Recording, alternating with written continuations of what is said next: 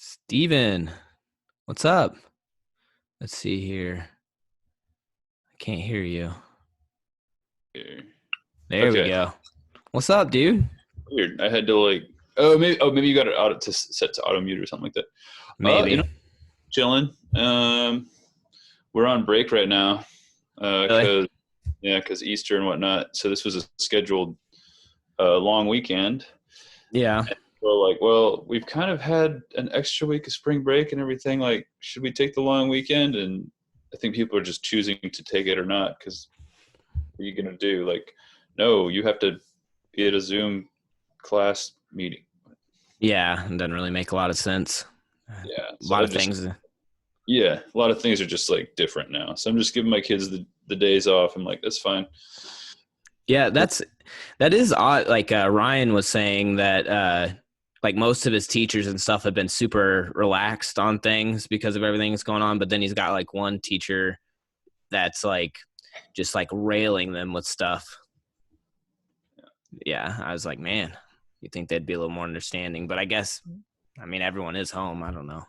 Everyone's coping differently, right? Like some people are coping by like burying themselves in work. Some people are coping by burying themselves in video games. Yeah. Friends who are drinking a lot, and I'm like, maybe you don't want to, decrease immune function during a pandemic, Yeah, exactly. right? But Man, I was in Bolivar and this was like when it all first started and I went and like I like to go flea marketing and stuff and I was in there and this guy was talking to another dude and I don't want to get into it too much, but he was just like going on about all these conspiracy theories about the virus and I was just thinking to myself like, or it could just be a virus, you know?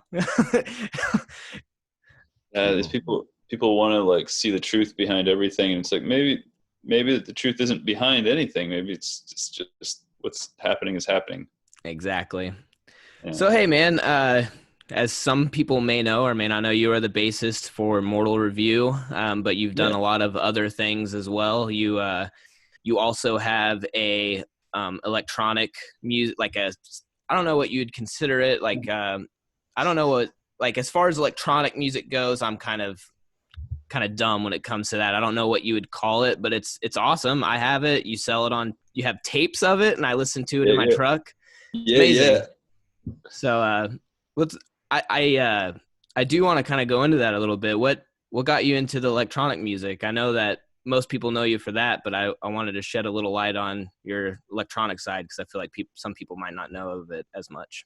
Yeah. So I don't know. I mean, like I've always been a music guy, and I've always been a math guy.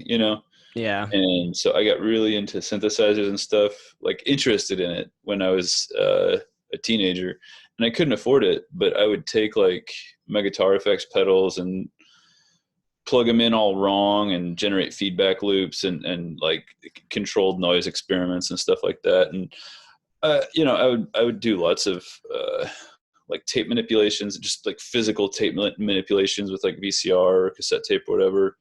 And then got really into just the digital side of recording, like very early. Like, I mean, I shouldn't say very early, but earlier than a lot of people, at least. Like Cool Edit was my first real, I mean, I remember like the Windows sound recorder thing, but Cool Edit was the first one where I was really able to sort of play around with stuff. And I got really into just the electronic side of music. And then the current Steven Senger project, whatever you'd call it, is Yeah. it's just a result of having so many projects over the years and spending so much time on coming up with names. And I was really just making tapes for my friends. Like I was in a mixtape club for there's this community radio station in Columbia, Missouri called KOPN, and Kyle Cook, one of the guys at Hit Records in Columbia, he and some other people had at least he was the guy that invited me. I don't know who started it, but there was a group of people that had a mixtape club, and it was like the third Thursday of the month or whatever it was. Just somebody would buy pizza, we'd go up to the radio station, and you'd leave with as many tapes as you came with. So if you brought a stack of 12 tapes, by golly, you were walking out of there with 12 tapes. That's You know, if, amazing. if you only brought one, then you only got to take one.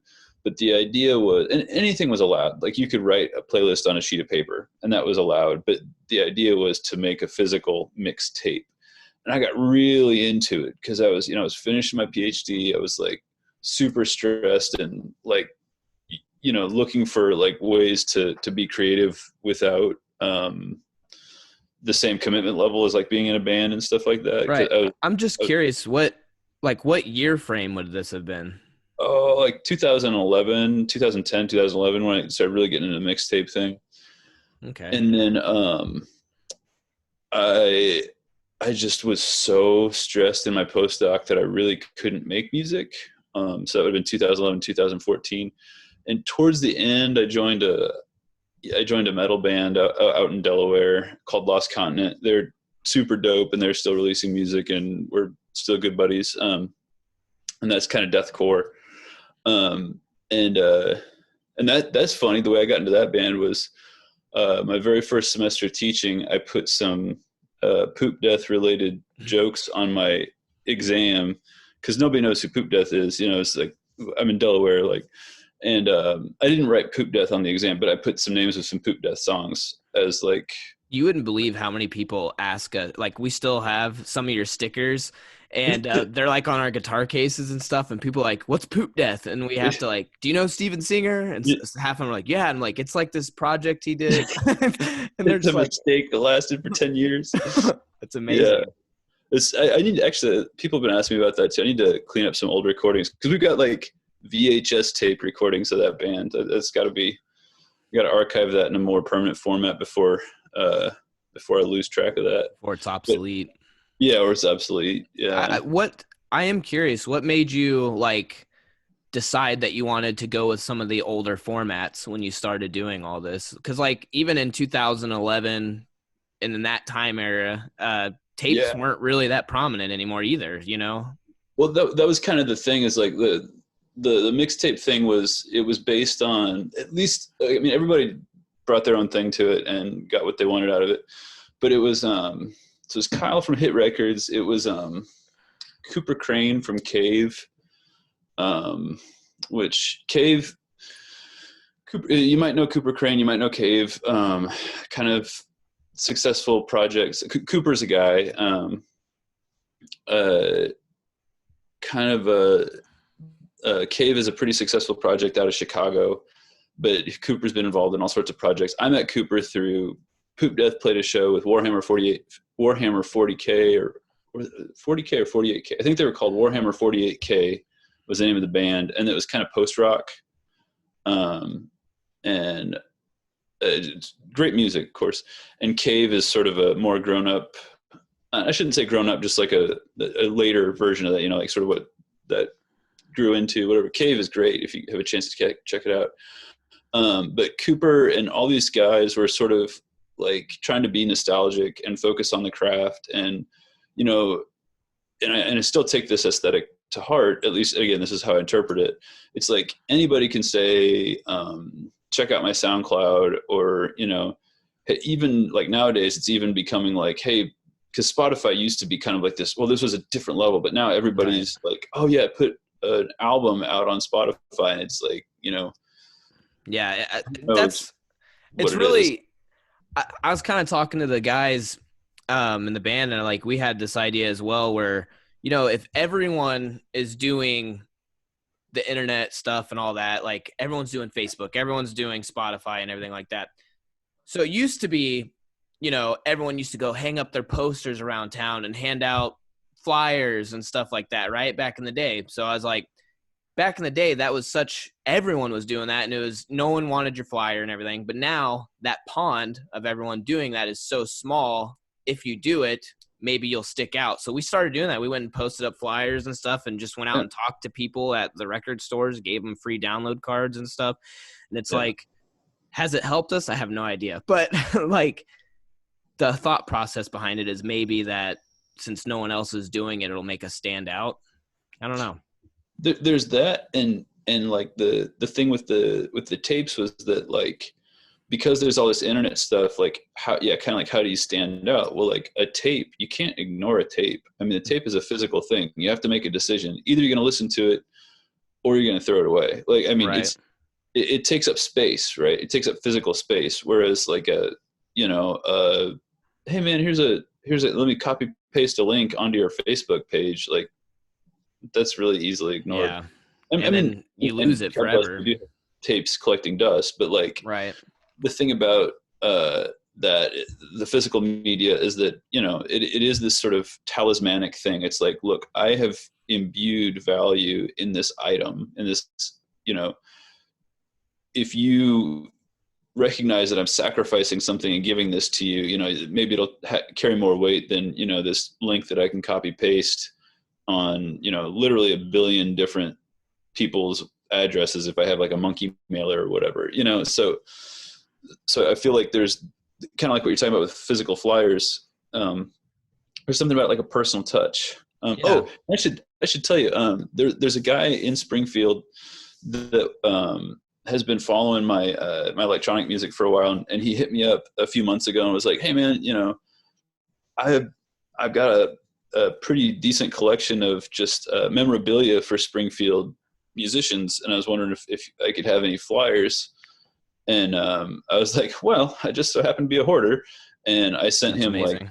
one of like every flyer ever. And I sent him some Lorarium flyers too that I just, or I mean, Xerox, That's amazing. Oh, Yeah. and for everyone who doesn't know, Steven has been in pretty much every local band you can think of, but he's he was the bass player for Heroes Formula. He played bass for us in the Lorarium for like 2 years, and we are like forever indebted to you. Fun. We that whole thing was amazing. You're just like, hey, I'll play for you until you find someone. 2 years later, you're still in the band. Yeah. No, it's all good. I mean, it's like I had something better to do. I just, it's fun. It is. I do have a question about that. You've been a bass player for like most of these bands that you've been in. All like most of them have been metal at least that I know of. And you've always been a bass player, but you're a guitar player first, right? Like you're a guitar player Yeah. that I am curious, like most of the time when someone's a guitar player and they play bass for bands, they're not like, it's not really their thing. You've definitely owned it and you're amazing at bass. I would say you're definitely like just a bass player as well. You're not like a guitar player who's a guitar player playing bass. You get what I'm saying? You're both. But Yeah. at heart, since you started on guitar, I feel like maybe, and I'm just saying if it was from my own personal, like how I would feel, that would be my first love. Does that affect how you feel when you play in these bands? Like, would you rather be playing guitar, and why aren't you playing guitar? So, there are a few different sort of things going on there. So like number one, it's like I am more comfortable playing guitar. But like, for example, with Mortal Review a couple of years ago, we were writing pretty complex stuff because we were trying to be like, proggy and whatever. And so some of our songs have like 3 and 4 guitar lines. And we were floating the idea of bringing in an additional member. And I was like, well, if we bring in a new member, I want to play gosh darn guitar, because I'm writing a bunch. Like when Mike and I sit down to write for World Review, what happens is I'll write like 9 or 10 riffs on guitar, and then maybe one of those will get used. And like in that time, Mike will write one riff and it gets used. Like Yeah. Mike doesn't write bad riffs, Right. I write lots of bad riffs, and I write riffs that I think are okay. I don't think I've written any fantastic riffs, but like I write riffs that I'm proud of. Yeah. And so I'm writing so much of this on guitar, and like on our record, I play guitar, but we've tried like live instrumentation with me playing guitar in Mortal Review, and it just doesn't feel right. Like it feels like my voice in that band, for at least for the live implementation of it, is on bass. So I was gonna say, even with if like Mike played guitar and you played guitar and you had bass as backing tracks, you don't feel like that would feel. Is that what you did? And it Yeah, didn't feel we right. tried, and it just. I mean, it wasn't bad, I don't think, but it didn't feel right. It really feels like, and I mean, some of that's because we were playing songs that I'd played bass on for so long. But I really felt like, man, my voice in this band is bass. um, you know, it's one of those things like, kind of touching on, I think one of the two or three things that's at the heart of that question is like, where is your voice in that ensemble? And when you're, you know, sort of backpedaling a little bit, when you're talking about a guitar player who's just like playing bass to help out, their voice really isn't a bassist voice, you know, like Right. they're not thinking as a bassist, and they're just like, oh, cool, fewer notes, same number of chicks, or, Yeah. you know, whatever, like Bass is bass guitar, but level. easier. Yeah, Yeah. like Yeah. if you're not viewing it as this is a separate instrument, I have a separate role. This is a team effort, and it's, you know, I think one mistake that a lot of people make when they dive into bass is they listen to Les Claypool and Jaco Pastorius, and they listen to some of these other people who I would say aren't really bass play. I mean, they are also bass players, but the things that they're doing that they're recognized for, like Flea, the things that they do that they're recognized for it's not really playing bass. You know, Right. it's like doing something else with a bass that's amazing and It's like beautiful and wonderful. it's like playing it as a solo instrument almost. Yeah, You like know. Victor Wooten, like Yeah. that You guy's a don't. bass Yeah. player. But like a lot of the things that he's doing, or that a lot of the things he's famous for, I wouldn't consider like bass playing. And in the in the sense that like playing the fiddle is not playing the violin when they're the Right. same physical thing. Um, we're getting to like functionalism and philosophy now, right? No, Or I think it's physicalism, good. I think it's not good. functionalism, physicalism. So yeah, it's like read Andrew Melnick's Physicalist Manifesto and talk about a can opener is a thing that opens cans. So, you know, is this a can opener? If it opens a can, well, this is a lighter. Well, I opened a can with it, but it's a light. You know, like Right. is someone playing bass when they're holding a bass instrument and, you know, doing what Les Claypool does? Well, it's I would say it's like a different thing. And so one of the pitfalls is people are like, oh, well, I'll learn all these flashy slap lines and things, and they're not like They're the not reason. serving Like, the song. yeah, they're not serving the song, and the reason that like when Flea slaps, it sounds good is because he knows how the bass works, and then he does something like that sparkles. Yeah. Like, you know, imagine like you know, beautiful painting, and then it's got like a little bit of glitter on it, and this glitter, it's just like, wow, that, you know, I can't even see the glitter. I just noticed that this painting's wonderful. And Yeah. the guy who's just going is just like throwing glitter at a sheet of paper and like squirting glue with the other hand, and it's like, look, it's sparkly. It's like, Dude, man, that is a perfect like analogy of it, because I feel the same way about guitar. Like I feel like a lot of the shreddy guitar players, they'll do these shred licks that are like, oh, look how fast I can play. But it's like, but it doesn't sound musical. Like I like shred and I love uh-huh. hearing shred, but only when it sounds musical. Like, I was telling someone the other day, like when these guitar players that do these like super fast shred licks that sound like, I don't know, kind of chromatic-y or something. It just Mhm. doesn't do anything for me. I don't know why. Like it has no emotion and it just doesn't sound, I don't know, but that's just me personally, but I kind of feel the same way. I think of it like from a goals perspective, and what I mean is, let's look at weightlifting. Is my goal let's suppose that I'm lifting weights. Is my goal to lift the heaviest weight? Because if my goal is to lift the heaviest weight, I'm going to use like a bulldozer or something, and I'll lift really Yeah. heavy weights. Right. That's not going to be as impressive as if I lift a smaller amount of weight, but do it in an artful way, namely with my body, you know? Right. And I think a lot of times people, it's the same thing. It's like hitting the bullseye of the wrong target.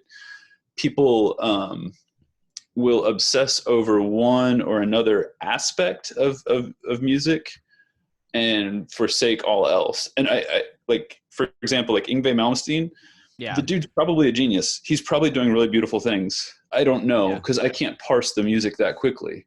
But Yeah. people hear, oh, a guy's playing fast. If I play fast, then I'm good. Whereas, Yeah. so like for Dragon Force, I think they do it right, because they're like, yeah, obviously this is dumb. You know, like if they're doing Yeah. it like they're doing it with such good faith that I totally buy in. You know, like they know that it's silly. Like they're Yeah. like, yeah, we happen to have this technical proficiency, and we're going to use it for an almost comedic effect. I think that's amazing. Yeah, and I can appreciate it then, because it's like like, I can't believe they actually played that lick, Yeah. as opposed to just, sitting there like a YouTuber with a metronome going like That that's a really neat technical feat. Yeah, it's But like those people that are like, look, I can play the Flight of the Bumblebee at 500 BPM. It's like, it just sounds like cool. noise. If what you want is Flight of the Bumblebee at 500 BPM, you can program a MIDI controller to do it, and you've Yeah. accomplished the same feat. It's like painting versus photography. Like, Yeah. where's the content? Where are your goals? Like, if you're just trying to paint a photorealistic picture, maybe you should take a photograph. If Yeah. you're trying to paint a photorealistic picture for a reason, like, there's obviously really wonderful photorealistic art, but like, if the whole point is just to be something different, it's like, dude, I saw Maynard Ferguson play years ago, trumpet player, and like, one of his big calling cards is being able to play like stupidly high notes. And Yeah. I'm sure, like, for the and to be fair, this wasn't like a regular concert. This was a jazz festival, so I think he was Yeah. showing off his technical prowess. But it was seriously like, every song was okay, this is a jazz song, and then Yeah. you heard a modem connect for 4 minutes, and then and it was like, Yeah. like, it's physically amazing. But again, partially that's on me. I couldn't parse the notes that were that fast. Like, that's partially on me. But it's just like, I'm not the audience for this. I'm not the target audience. And I love trumpet players. Like, I think trumpet's a beautiful instrument. And for what it's worth, I respect Maynard Ferguson a lot. But Right. that particular thing just Didn't do it for you. yeah, it's not me, man. No, I get that. I feel that same way about like you brought up Ingve. Like I don't want to trash the guy. He's amazing, but it doesn't do anything for me at all. At all. And I know people who love him, like love him. They're like, sorry, I dropped a button there. Dare you? I know. Look, it's our new Lararium buttons. Oh, that's awesome. I know, right? That's so rad. But I know a lot of people who absolutely love him, and I'm just like, it just doesn't do anything for me. It just sounds like he's playing fast, and it sounds like the same. Like that's another thing. Like if every song sounds the same, that I can't do it. Like Disturbed, it's like one long album to me. That doesn't mean that they're bad. Like if people like them, go ahead and like them. That's your prerogative. Yeah. I'm not gonna ever judge anyone for what they like. It's just not me, Yeah. Like I remember when Disturbed first came out, I was like, oh, okay, this is interesting. I haven't heard anything like this before. Right. And then I listened to 2 or 3 songs and I was like, oh, we're good. We're good. Like, heard the first one. Yeah. And there's so many bands like that they make a great song. It's just that they like Bon Iver. Oh my gosh.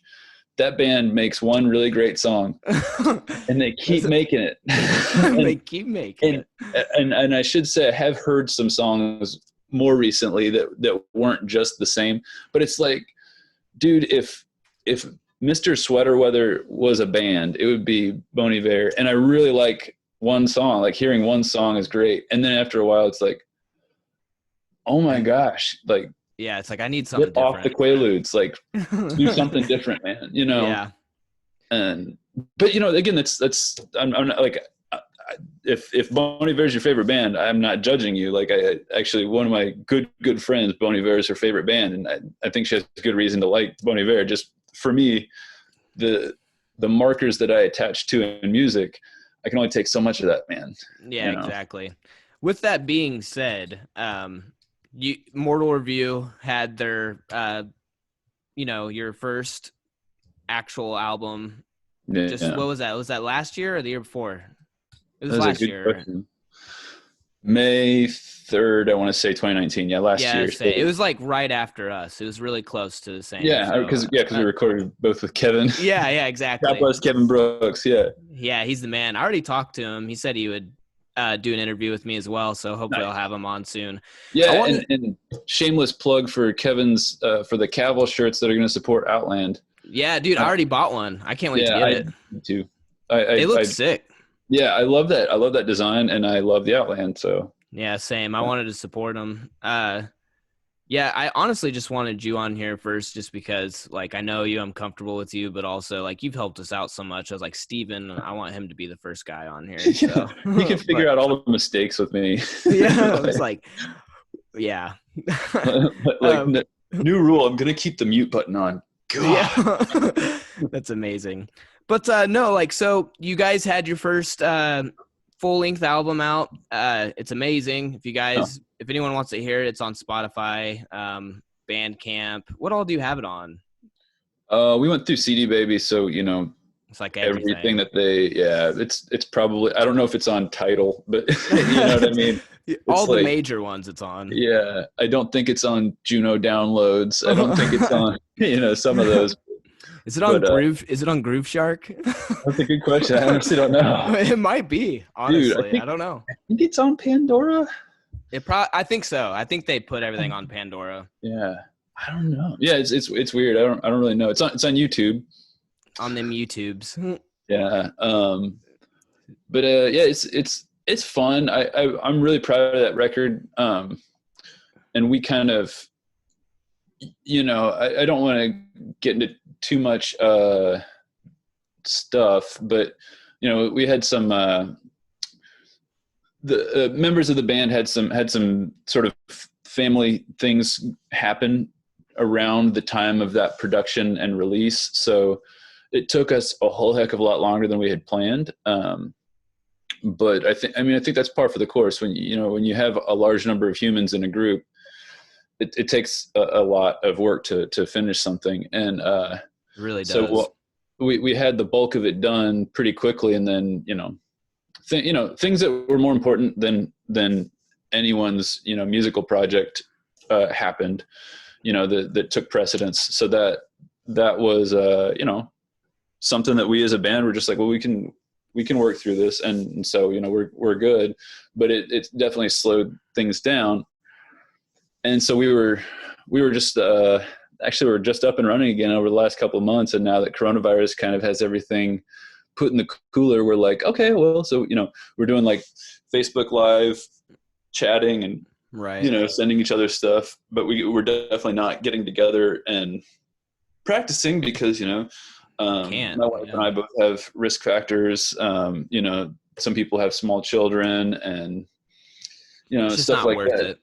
So yeah, it's just like, well, the beauty of our music will probably still be beautiful in a couple of months. Yeah. And I think this is a time that if you have like any fans that are like really waiting for some new stuff, they'll understand. And if Yeah, so but yeah, like your album's amazing, first of all. I love I it a think. lot. And I have a couple questions. One is the group of people that are in your band. You've had bands with them before. It's been you, Mike, and Josh in a previous band. Now you have Travis and Mortal Review doing the vocals. But how did you guys all come together? First, you started a Heroes Formula, which was awesome. It was like a metal proggy instrumental band. I get. Yeah, I don't know what you'd call it, but something like along those lines. yeah, yeah. And what got you guys together? How'd you meet, and what made you to decide to start a band, and then to continue on with a new band? What made you, what brings you guys all together? So before I moved to Springfield, so back when I was still up in Delaware, um, the see, it would have been Chris, Josh, and Mike, and some other people. Sorry, Chris Holiday, who's in Sky Falls Down now, Yeah. uh, with Josh and Mike, and another guy, Thomas Williams.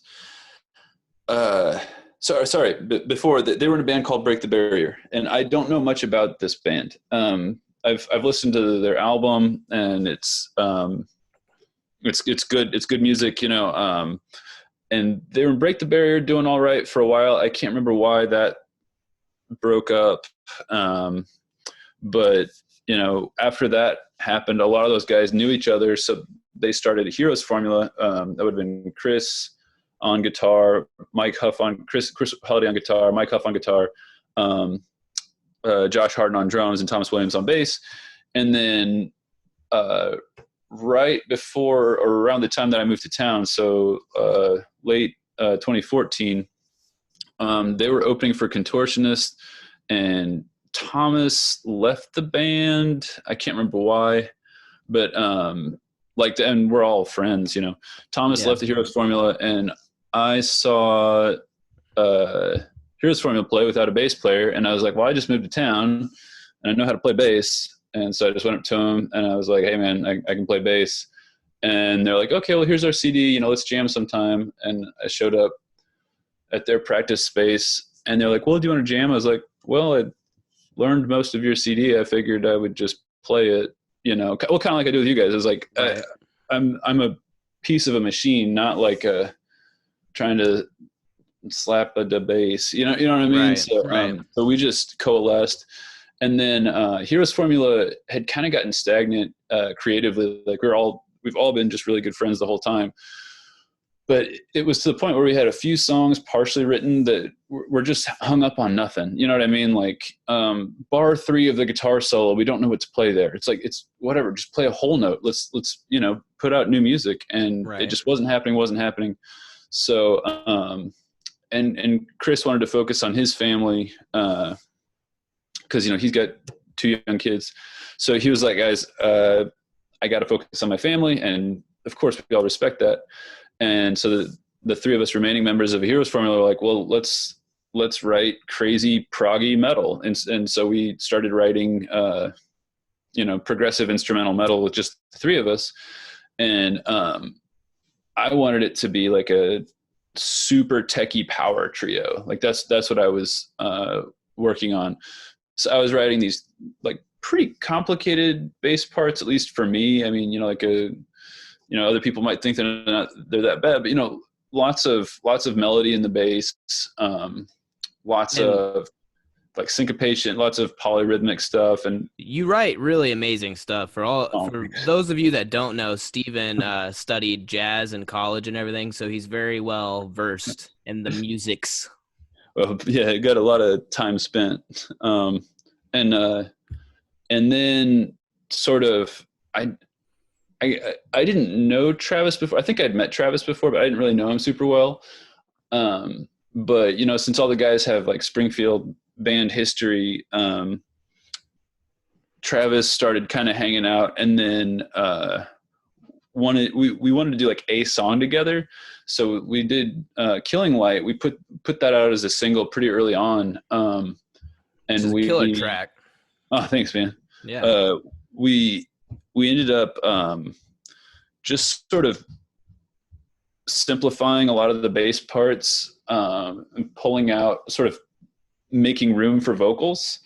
And then I think we had 4 songs written at that point when Travis started. Like he didn't really like join right away. He was like, oh, I'll just hang out, and it'll be, you know, like it'll be like a project. I'll do a song with you. But then we just started writing. Was that? At this time, was he still with As Shadows Collapse or no? I don't think so. No. I mean, I think he was doing features with people, but I don't think he was with Shadows Collapse anymore at that time. But then, and that would have been, I don't know, 2017, maybe 2018.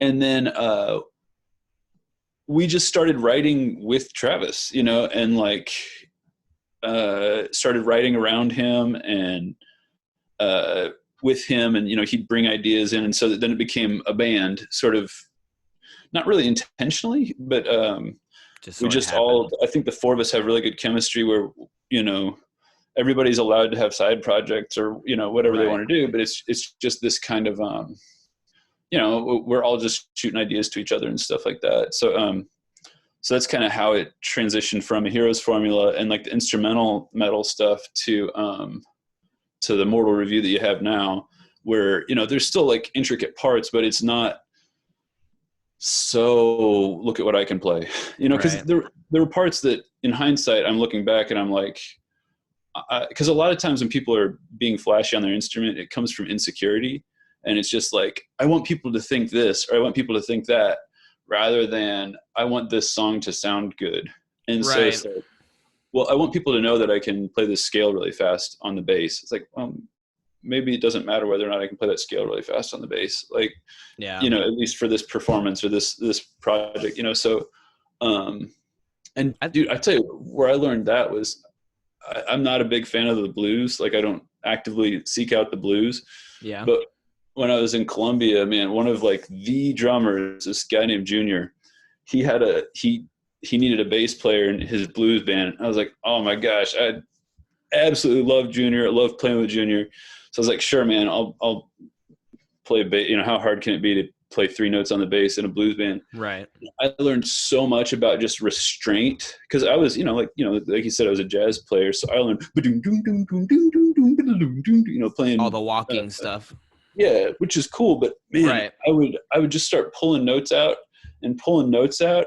And then I would end up with like 1 quarter note on the root for 2 measures. And it sounds so lazy. Like when you say it like that, when you look at the sheet music, when you listen to it, you're like, Yeah. oh man, because like, Yeah. there's that whomp, and then there's space, and then whomp, and there's space. And when you need to do like something more complicated, you can, but like, wow, if you nail the quarter notes, then the 16th notes, they're going to sound fine. Yeah. Dude, I think that like restraint in a lot of any style of music can really go a long ways, because at the end of the day, a listener for the most part isn't going to care or know what you're playing super fast unless it benefits the song or if it sounds good, or you know what I mean? I was kind of like, I've always been a person that like strongly believes that metal, like in the metal world, if it's just heavy the entire time, it's never heavy. Like, right. yeah, you got to have some dynamics. Like if you bring it down to a really soft part and then boom, you come in with that really heavy part, it sounds massive, Right. Yeah, and that's the thing, is like when there's no variation, it can get tedious, and it's Yeah. like, I'm all for experimental music and doing whatever you feel like, but that's not what I feel like, Right. and so in man, playing with that blues act really taught me a lot about just when to sit back, and then when you need to play a really twiddly riff, man, you're gonna pop because people are like, whoa, where'd that come from? Yeah. And yeah, that actually, and another time would have been like 2014. I saw Thievery Corporation live, and dude, whoa, like Really? yeah, like their bass player came out, just run around the stage barefoot, because it's essentially an electronic duo, and then they just have a bunch of musicians do whatever. So they'll put out like a bossa nova record, they'll put out like a techno record, it's whatever. That's And like amazing. I learned so much just by watching the bass player and how he was like, and I mean, you could look at the stems and just say like, well, he's focusing on the transients, and because it takes a while for that attack to come in, but he was like Yeah.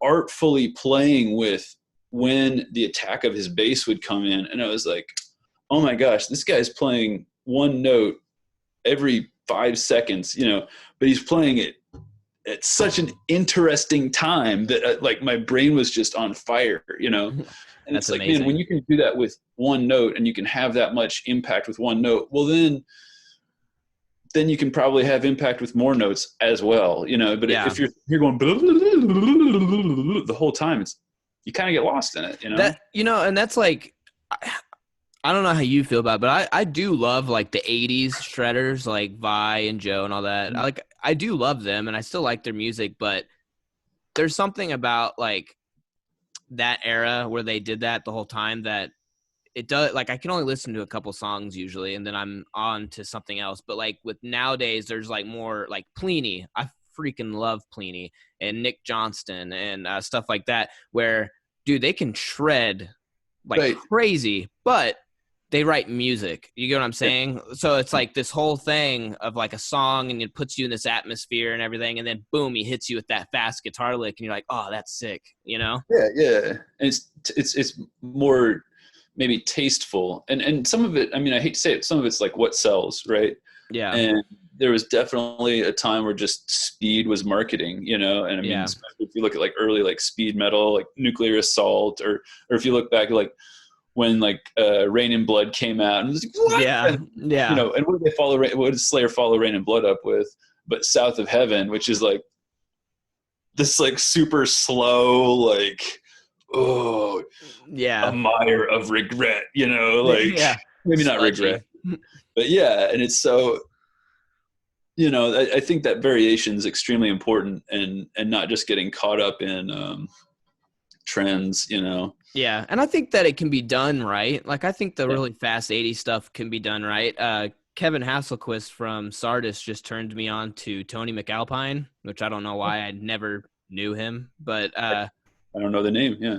dude, he's from like the 80s and he's like progressed with the times, but like I listened to one of his old 80s tracks and the crazy thing about him is he's like this amazing concert pianist, but also an insanely shred guitar player. And Yeah. in the 80s he had this album and it is a lot of fast playing and stuff, but for some reason it works because he does like those fast arpeggios that just sound like a soundscape kind of. Do you know what I'm Yeah. talking about? Yeah. Yeah. And Yeah. but his newer stuff is very proggy, like kind of like he tried to change with the times, and it sounds amazing. So, but Yeah. sometimes it works, but a lot of times I'm just like, I need something that sounds more musical for me. Yeah. And there's something to be said too for like what you're in the mood for. Like, and I feel like that's really easy to say, but like, man, you know, sometimes I'm just not in the mood for Meshuggah. Yeah, dude. Sometimes I'm in the mood for Meshuggah, you know, and so like if a song is really just hitting one note, then you know it's going to be kind of polarizing. There's going to be people that love it and people that hate it, you know, Yeah, like whatever. that's how it's all subjective. That's the truth. Yeah. All subjective. I I don't know, man. I like all music, but I don't know how you feel, but like 90% of the time because I'm in a metal band and I'm around metal so much, I actually like 90% of the time don't even listen to metal. Like I listen to other stuff. Like I listen to a lot of like droney music and a lot of like really laid back stuff. Um, yeah, I mean, I definitely listen to some metal, but not very much, honestly. Like metal to me is like a super wide genre, and you can play really all sorts of stuff that can be sort of related to or housed under the metal umbrella. So like one of my favorite examples is Boren und der Club of Gore, which most people would track as just jazz. They would just write really. jazz with lowercase j. But it's like, yeah, these are like a bunch of doom metal musicians who are playing jazz instrumentation. It's still doom metal though. Like it's also jazz, but it's That's doom metal amazing. I'm gonna have to. played What is on it the called? saxophone, you know? Bohren, Bohren, und, Und, der, Der, Club of Gore, and the last bit's in English. So it's, Dang, that's amazing. I'll have yeah, to check them out. That sounds really oh interesting. man, that's like every album is different too. So it's like if you listen to one album, you're like, okay, and that'll be kind of like a consistent feel for that record. And Yeah, then the next album will be something totally different. But that's amazing. yeah, I I listen just to a lot of that and a lot of like side trance, like electronic, like that oh, kind of that's like, awesome. Yeah. you know. Why not? If I mean, hey, I like a lot of like ambient stuff as well, like that. Dude, movie soundtracks. I Yeah, listen to a lot of movie soundtracks and stuff like that as well. yeah. Just something about it that it puts you in like a mood. You know what I mean? And I like that. I like stuff that moves me. Well, But and I like long form ideas too. It's like if you really feel strongly about this idea, then maybe you can commit more than a minute or two to it. You know, yeah, like, yeah, and that's one of the reasons I like albums. Like, not to say that they're better than singles or worse than singles or whatever. But like sometimes I just want to. Oh, I just want to hear that one song by Joy Division. Neat, you know.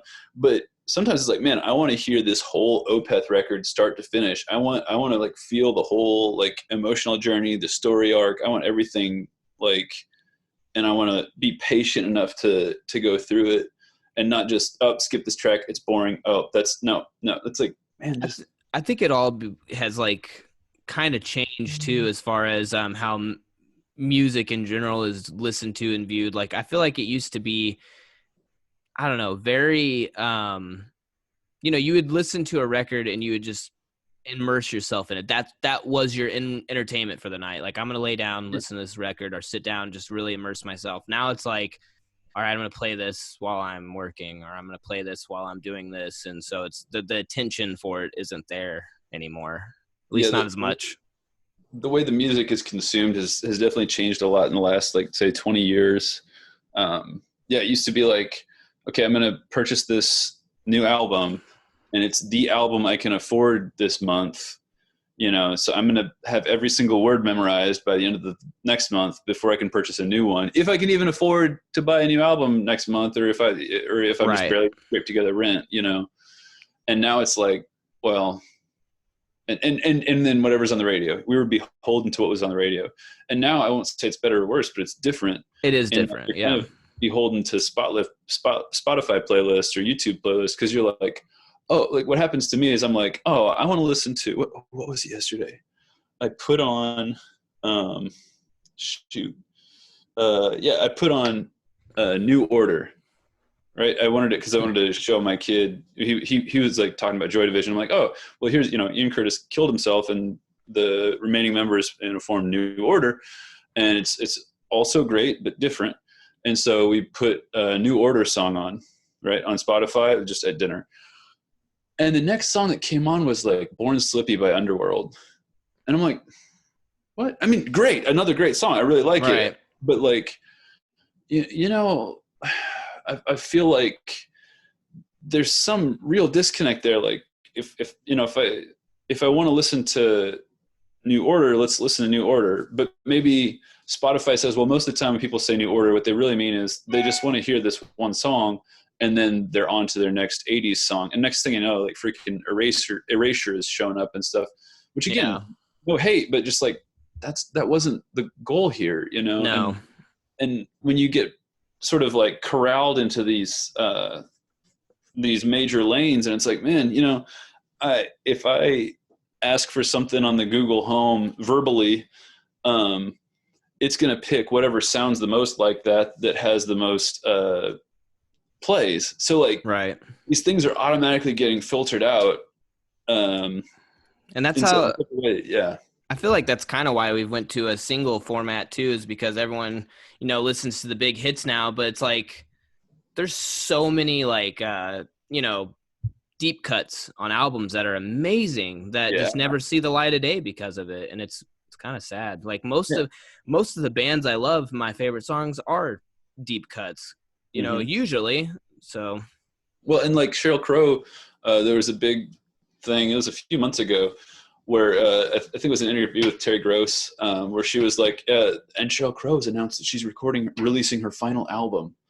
And I was like, what? She's not that old, Yeah. And she's like, yeah, I'm going to switch to singles because nobody listens to albums anymore. She's like, I'm not going to say never again, but like, I don't see the point in it, and really, I get that for certain projects. Like, I mean, I think Morbid Review, at least in the our next few planned releases are not going to be full albums. Like the next few, like 2 or 3 things that we have in mind, like at various levels of concreteness on what we're going to release and when, is much smaller than albums. Well, even if you didn't want to do a full album, you could do 4-song EPs all day long and still get like an art form, artistic idea across you easily.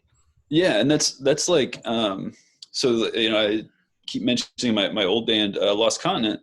That's what we were doing EPs because it was all about Bandcamp. Like, and they had, I mean, I think Spotify was around when I was in, like, but it wasn't as big as it is now. It didn't take over the world yet. Yeah, and they just pretty much stuck to EPs because it's like, man, you put out an EP, and because I'm sure you've seen the same analytics that I have. When you release something, there's this little bump on your plays. There's a bump when you release something, right? And some of that comes from the whatever sort of promotion that the website that you've gone through, CD Baby or DistroKid or Bandcamp or whomever, is doing. They're like, hey, here's an artist that you supported in the past. Here's the new release. There's that little bump, right? And if you compare the little bump you get, like without saying anything or without even like mentioning a word to anybody, from releasing a single, releasing an EP, or releasing an album, those do not scale as they do with the effort required to put each of those out. Yeah, and if you do EPs, you can get more small bumps because you can put them out more frequently. Right. Yeah, I get what you're saying, and I guess the idea of like a single is the same, but I I don't know, man. There's something also about like even with an EP, like I'm happily content with an EP. Like if we release an EP or if I got an EP from someone, because Yeah. it's just a small album in my opinion. It's an Right. album, but it's just doesn't have as many songs. That's fine. 4 songs, 5 songs, I'm okay with that. But at least I can still get something physical. Like for me, I like physical stuff, you know, whether that be like I read a lot of comic books and stuff, like horror and all that. And yeah, Yeah. you Yeah. can get them on your phone all day long, but it is not the same. I want the Yeah. artwork in my hands. You know what I mean? And that's the same thing with EPs, albums, and all that stuff. As like, I want something I can physically hold and look at and have this art that I can put up and Yeah, have. well, and I think it also says something about your personal sacrifice of possessing an item. And it sounds a little bit weird, but like I can only accrue so many items. I can only keep track of so many items. If I've agreed to take this item in, then I'm saying that it has some importance to me. Versus like I can get on, yeah, like a comic book reader and just flick through comic books all day long, and I'll read the story and get a Yeah. lot of the value, but it's not the same as here's this item that I've decided is important enough to take up space in my, dwelling or whatever.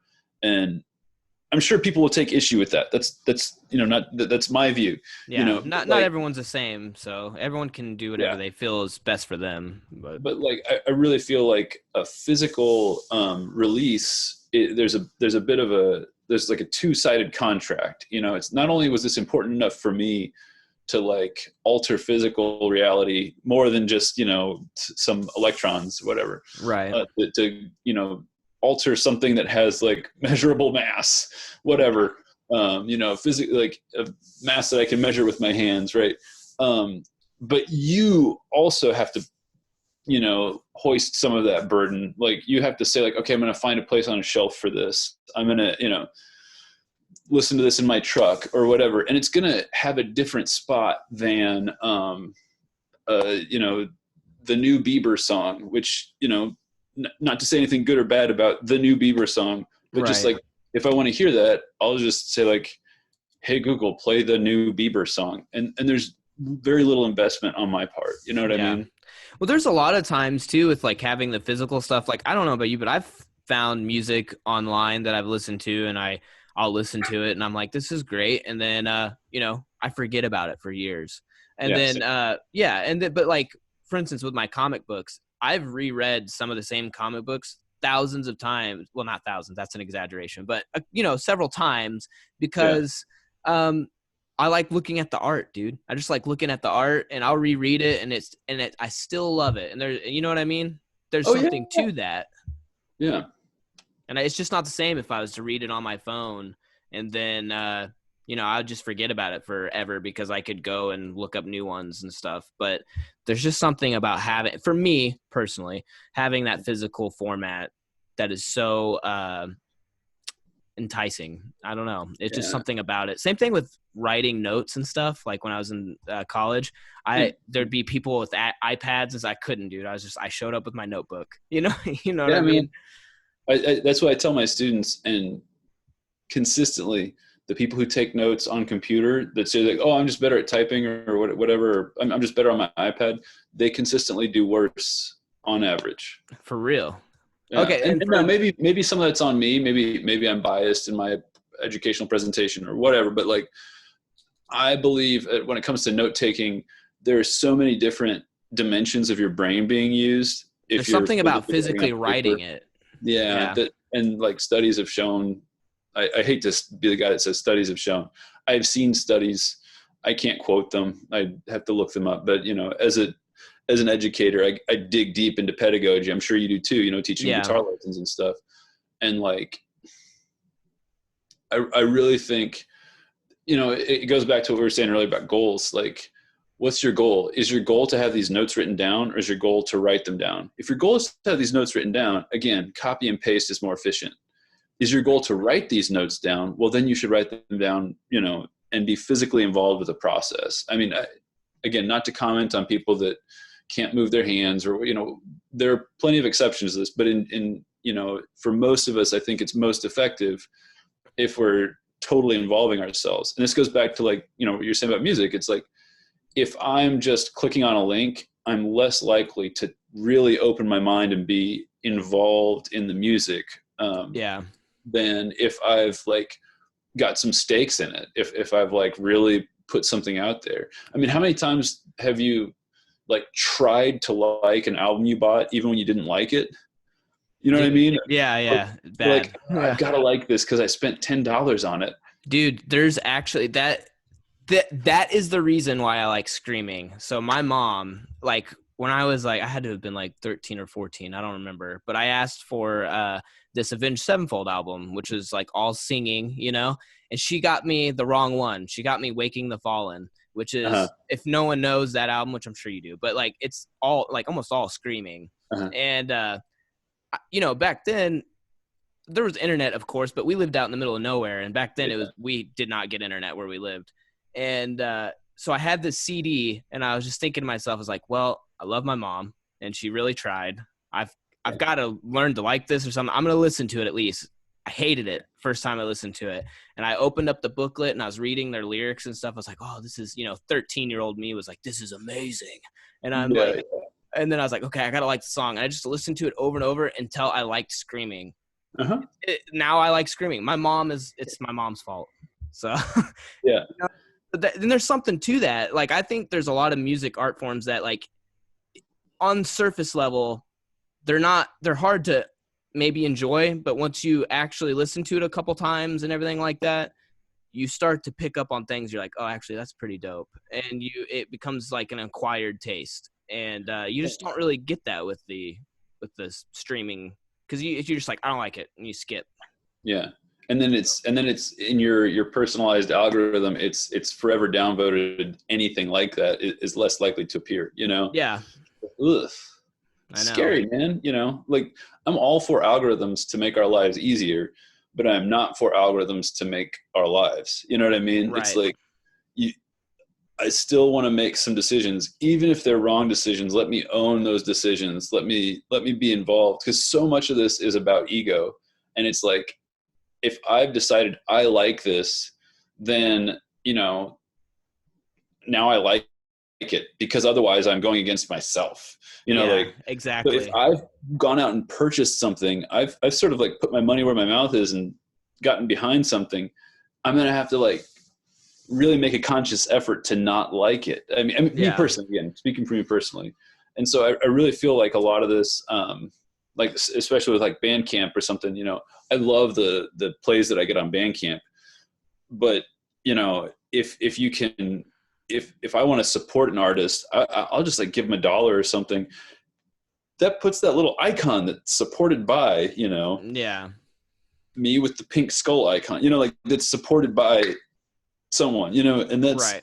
it's not about the money, like, Mm-mm. but it's about that I've taken the time to say I support this, because like most of the time, if I like a band or whatever, it's not that I don't have $5 like to support their album or whatever. It's just that like going through the hassle of getting on the laptop, typing in their address, and then like going through the PayPal and all the, you know, the 2-factor authentication and giving the blood sample. You know what I mean? Yeah, It's like, yeah, yeah, yeah.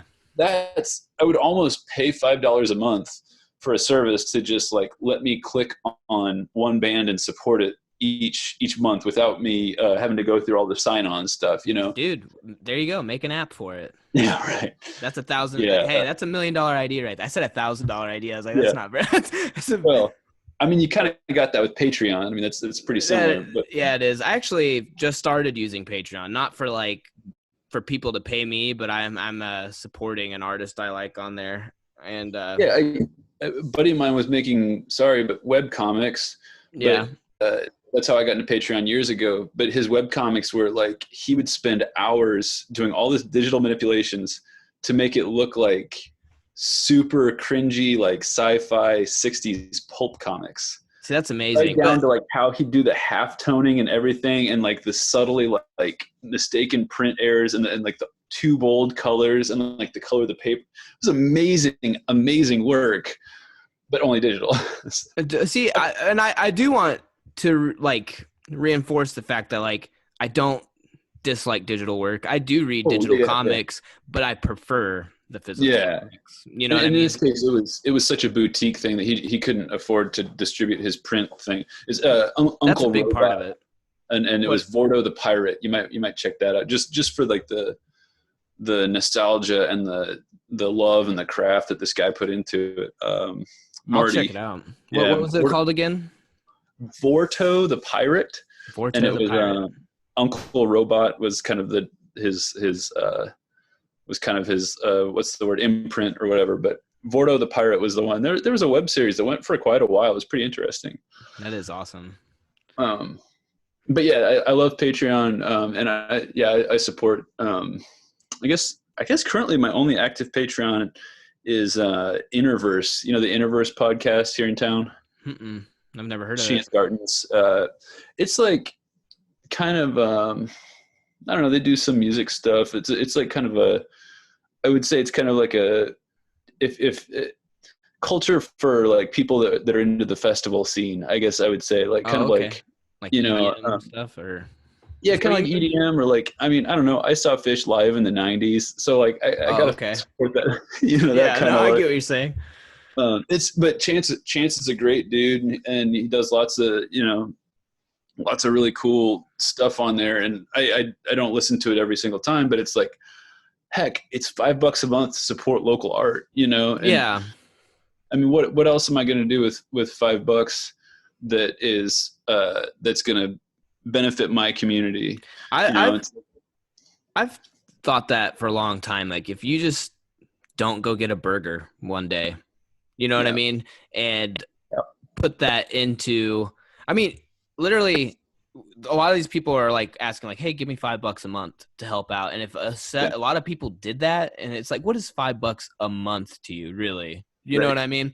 yeah, Um, it would really go a long ways, and you would see bands and music and just all sorts of art form that you want around here hmm be here. Like, it would be here if it was yeah. supported, but I don't know. I don't know what it is. And Well, and like, and I'm not saying that's for everybody. You know, I happen to like I went nuts when I was in college and didn't go to parties and everything. And now I've got a job that I'm not rich, but I can afford an extra $5 a month. You know, like and for not those of you that everybody. and for people who don't know, Steven is a college professor at MSU teaching calculus.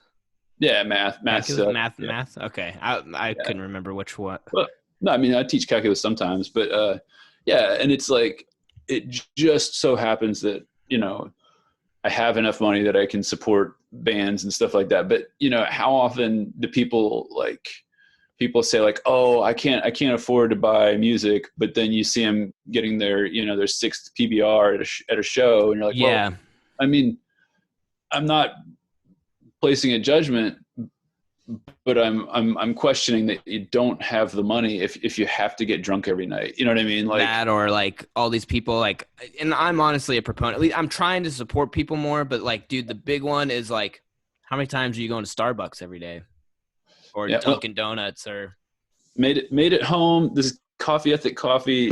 yeah. Made it home.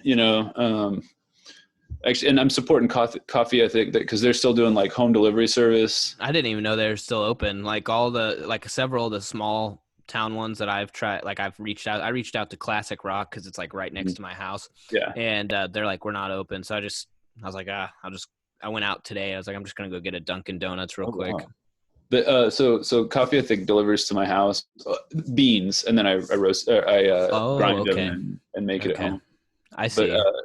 yeah, I'm all about the local when I can. I mean, Yeah, again, not to pass judgment, but because I can decide between Starbucks or Coffee Ethic, it's like I'm gonna go Coffee Ethic. I'm gonna pay the same amount, and more of that money is gonna go back to my community. Again, nothing against Starbucks, but enough people are buying Starbucks, and yeah, and you can, and like when I say you should support your scene, I'm not necessarily saying like you have to get on Patreon. You could do anything. You could oh yeah, yeah, come to a show. Just come to a show. yeah, You know. just show up, like, Yeah, just show up. yeah, You don't because I even. mean, like, I would even pay for your door costs sometimes just to have Yeah, more people there to see my friends' bands, dude, like. for real. Like it's because for me it's about like the experience, And again, money is a neurotransmitter in the superorganism of humanity. You know, it's like, it's a way to pass information. And when you take money, that's someone saying to you, you've got value. And when you give money, that's you saying to somebody else, you have value. And if, you know, it's not that I'm in a band that, you know, we're starving. Like when we play shows, that money is not going to our rent budget. Right. Right. It's almost I mean, always reinvested in the band, right? right. And Same, I've same here. I've been in different situations before. You know, I've been in bands where it was more about, you know, how are we going to pay the gas money to get to the next town? I've been there before.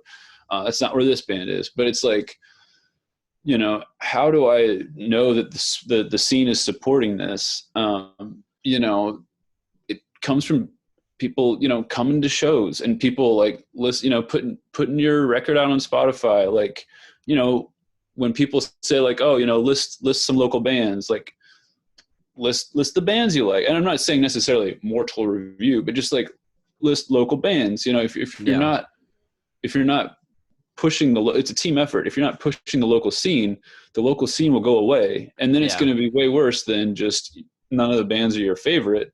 There's going to be none of the bands, you know? I mean, there's always, there are always going to be like bar bands and like, you know, covers bands like the Piano Bar and stuff like that. And that's sort of like a separate thing. But we're never going to get another King's X unless we support the local scene. Is King's X from Springfield? They are. I had no idea. You didn't know that? No. I mean, I'm 2014, man. I've only been here for like 5.5 years. So I'm still. Yeah, dude. King's X is from here. Had no idea. Oh, I don't. King's X record. I don't think they're like born and raised here. I'm pretty sure what happened was they went to it's slipping my mind. What's that college up on the Christian college? The SBU. No, Evangel. It's Evangel. Oh.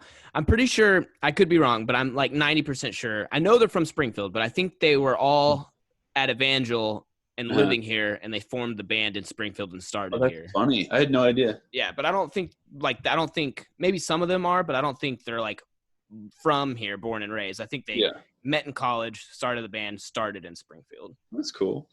Well, still man, awesome. You know, we got was it who are Amsterdam band, Haha Tonka. They're from like West Plains, right? Really? Someone Still Loves You, Boris Yeltsin's from here. Yeah, we've had like a few semi-successful, you know, things come out of here. I mean, I think Sean Monday is pretty successful. You know, he is, and he's an incredible bass player. Yes, that's another one of those ones you were talking about. Is he a bass player? Yeah, I mean, he is, but player, obviously, it's just he does more than just play the bass. Like you know, some of those things that he does, like it's the first person I've ever seen. Well, and it would not be appropriate for me to do some of that stuff in Mortal Review, say, right, like, or at least not very often. You know, like he's doing more. You know, that guy's so good. That's the first time I've ever seen someone play the bass and sing, like accompany themselves with a bass. I've never seen that until him. Like, and maybe I live in a closet. I'm sure there's a lot of people who do it, but that's the first one I saw. I was like, that's unique, you know? I think I've seen it before, but now that I'm like on the spot, I couldn't tell you who else has done that. Like, so maybe I remember. What's that? I said, even if other people have done it, not a lot. It's pretty unique. It's still very rare. Yeah, it's very, very and super talented. Just so talented. Yeah. Just, oh my gosh, that guy's incredible. But yeah, I mean, like it's all about supporting the local scene and you know, sometimes even if it's not your favorite thing, like the music, the style of music that Sean Monday plays, I very rarely listen to. But whenever Sean Monday is playing live, I'm interested. You know what I mean? Yeah. Like, and I totally, you know, bump him online when people are talking about like, oh, you know, local this or drop your favorite local artist. Or I'm like, he's one of my top people I drop. I'm like, this dude's the real deal, man. Like, yeah. Well, I think Yeah. that says a lot about your personality too. Like, I think that that's the kind of mentality people should have is that, okay, I don't necessarily listen to this all the time. This isn't my favorite style of music, but I can appreciate the musicianship. And I think they deserve to be seen, you Yeah, know? well, and like, and this is bigger than just me and my personal desires. This is something that like I'm going to use my life force to upvote this in the world and say like, Right. hey, this is something that is valuable, and you know, it's not a greedy thing. It's just like, you know, the analogy that I'll borrow from an old friend of mine is it's like free Chipotle. Like if Chipotle is giving away a free burrito, I'm going to tell everybody about it, you know, because it's Right. like, you know, maybe they don't like Chipotle, then they don't need a free burrito, you know. But But like, somebody does. hey, there's a free burrito. You know, if you like burritos, you might check it out, you know. Right. And Exactly. and it's like, man, maybe I'm not in the mood for a burrito today. That doesn't mean I'm not going to tell you about free burritos. Yeah, exactly. You know. Exactly. Yeah. Uh, Man, there's a lot to be said about that, you know? yeah, but And there's like, go ahead. Sorry. I was just it really goes back to I think this is a team effort, you know, and that's Yeah. why we're all supporting each other, and it's like I've been in so many green room situations where the not playing metal, strangely enough, where Yeah. it's just so competitive and people are flexing and Dude. trying to show like how they're more important and like, you know, they should probably be bumped up on the bill, and it's like the time for that discussion has passed. Like the bill is the Dude. bill, otherwise you seem unprofessional, bro, you know, like Yeah. Dude, I we've played shows that I won't ever say who it was or anything, but like we were doing a sound check and I was playing a clean guitar part and someone from another band was like, "Didn't you hear this was a fucking metal show?" And I was just like, "You can't have clean guitar and metal? All right, dude." yeah. And Grow up, listen to Opeth's Damnation. yeah, dude. It's like I'm sorry that your blast beats and heavy riffs, you know, the whole time. That doesn't sound heavy to me anymore. It's like Yeah, after 5 minutes of that, I need to leave because it wears on you. Like I yeah, need, you know what I mean? Whatever. But it's just funny with that mentality. It's like, why do you even care? Like if it's not your thing, that's cool. Like we can still get along. People like me in my band, people like you in your band. Let's help each other, not bring each other yeah. Like, down. why? What's the point of that? Why are you gonna? Yeah, like, what does anyone gain from that? Like, whenever someone's being like insulting or mean, I'm just like, what are your goals, man? Like, what are you really trying to get from this exchange? Right. Like, what happened to you that makes it to where you think putting other people down is a good idea? Like, and aside from jokes, okay, jokes, sure, everybody makes a Right. joke and it's funny, but like, It's different if it was like my friend, like from yeah, another. Like if you had said that, I would have yeah, laughed because like I know you and you're my friend. Like, right, uh, and that's and I it goes, but like this dude I didn't know, and mhm, he definitely didn't seem like he was playing around. So right. it hit me different. I was just like, That's you dude. know, You know, what's the point? that's when I would respond by just like dropping some really tender jazz, like Yeah. just some really just emotional stuff. I'd be like, yeah, we're on the same bill, so what's that? You know, I think of it like video games. You know, when you're playing like an online competitive game and someone's like, you suck, and you're like, well, you know, we're in the same lobby, so what are you Yeah, saying about yourself? exactly. Dude, Yeah, there's so much snobbery. Like even like you were saying, even with video games, like I play the Nintendo Switch and play Mario like all the time. And you yeah, wouldn't believe people I talk to, they're like, yeah, but I meant like real video games. I'm like, what does that mean? I love yeah. Mario. Why is that not a real video game? I mean, I Yeah, like playing the serious stuff too, but dude, I freaking love Mario. What's yeah, like I came to have fun. Like this isn't a competition. I'm not measuring anything. Yeah, yeah. like I play Rocket League a lot, and Yeah. most people are cool, but every once in a while you bump into somebody who's just like so toxic, and it's like it's tempting to get in there and when they're being mean to just be mean back, but it's like, you know, number one, being mean back just it makes me feel worse. Like It I haven't does. done it yet with Rocket League. I've got a clean slate for Rocket League, but it's like, you know, if I'm mean back to somebody, then it's going to make me feel worse. You know, like Yeah. um, and moreover, like what's that? They're hurting. Something's wrong with them, Yeah, and like it's a personal thing on them. They've got something going on. We don't know their life, so I mean, it could be yeah. anything. But And like sometimes I've approached people on there when people are being like super toxic. Be like, "Hey, are you having a bad day?" And they'll just be like, "Yeah, sorry, man." And that's yeah, it. You know, it just took someone to be human And sometimes you're like, man, I hope you get through whatever. And they're like, whatever, F you, this, that. And just like, well, then I wasn't going to help them anyways. So, but either Yeah. way, it's not my problem. Like they're putting No. negativity towards me and I can either absorb it or deflect it, you know? And Yeah. I mean, wow, you know, like the Mario is not a real game. Like, It's like okay, it's like one of the first cool. big major games that, took out like 20 years ago. If you would have said that, people would be like, you're crazy. Mario's amazing. You know what I mean? Yeah. Well, and somebody like that, it's like, oh, okay, so you meant, you know, something different, a real game. Chess. Yeah. Yeah. Like, okay, so you meant a first-person shooter or Yeah. League of Legends is what you meant. Like one Yeah. of those two things, or FIFA. And Sorry, FIFA maybe. a lot of Like, those first person shooter people get trashed on too. They're like, oh, Call of Duty, blah, blah, blah. It's like, who cares? They like Call of Duty. Let them like Call of Duty, man. yeah, Like, it's like, man, if you enjoy it and it's not unhealthy, then just let it happen. I think everything in this world is subjective, and it drives me nuts when I see people with like video games, art, whatever it may be like, oh, but that game, all it is running and shooting. It's like, yeah, but not everyone seeks out video games for the same kind of outlet. Not everyone is wanting Yeah. something heavy and with a storyline. Sometimes they just want to do something kind of relaxing. Like with me, with Mario, like when I'm playing Mario, it's super chill. All I do is, I'm just running around, jumping around, and it's fun. I don't have to think. I Go in don't your have hat. to. Yeah, Yeah. dude. Yeah, It's like, for the record, the whole Mortal Review album was recorded with me playing Mario Odyssey. oh, really?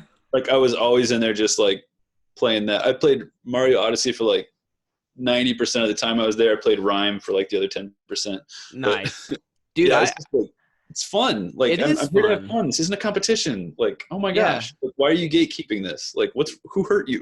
Yeah, You know? exactly. And like, dude, I do play the more serious stuff like Resident Evil and some of the, like more story-based games. I do like horror survival a lot, but the Switch, man, ever since I got a Switch, it's like, it's so fun. I just like playing like these weird little indie games Yeah. now. And Well, like, that's the thing. Like Nintendo, I feel like they've always focused on fun, whereas yeah, other systems they fall into traps of like, oh, well, we're going to have graphics that are we measured the graphics are this good with this number of whatever and this fast of a CPU, and it's like it's going back to what we were saying about playing fast on the guitar. It's like, okay, yeah, that correlates with high quality experiences. That doesn't mean it's more fun. Like, no, look at the stacks of board games I got back here that are, dude, you know, our family's super into board games. We should all play sometime. I would love to. yeah. I just got into D&D recently too, and that's a whole thing on its own, but it's Yeah, a lot, but it's I'm fun. like, that's a not even once with me. I just like when I started finding out about that, I was like, I will fall into a hole. I was like, I can't, because I know I'd get Yeah. addicted. Man, I just play with like Ryan and, some of our yeah, friends and stuff where it's like super chill and we only do it once in a while. There's no way I could be super serious about it. It's just yeah. way too much and I don't have the time in my life for it. That's the thing is I'm like, I know how I am with it. Like that's the same reason I've never tried League of Legends. Like I know how I am, or World of Warcraft. Like Yeah. anything that's like first letter, second letter, first letter, can't do it. Yeah. League of Legends, Dungeons and Dragons. Like, oh crap. Yeah. Yeah. There's no World of way. Yeah, it's just those things seem so addictive, and I'm like, yeah, man, I want to have a way to experience things with people. Like actually I started playing Dauntless recently, which is a live action RPG on Yeah. Switch, because we're in quarantine and I can play with some of my friends that also none of us would really ever be into Dauntless for it's basically Monster Hunter in Fortnite, to give you Right. an idea of what it is. And it's just like, but we all get on the phone, we can have like a group chat, and it's a way for us to connect. Because you know what happens if you call up your friend like that you haven't talked to in 6 years with no agenda. It's like, so what's new? Nothing.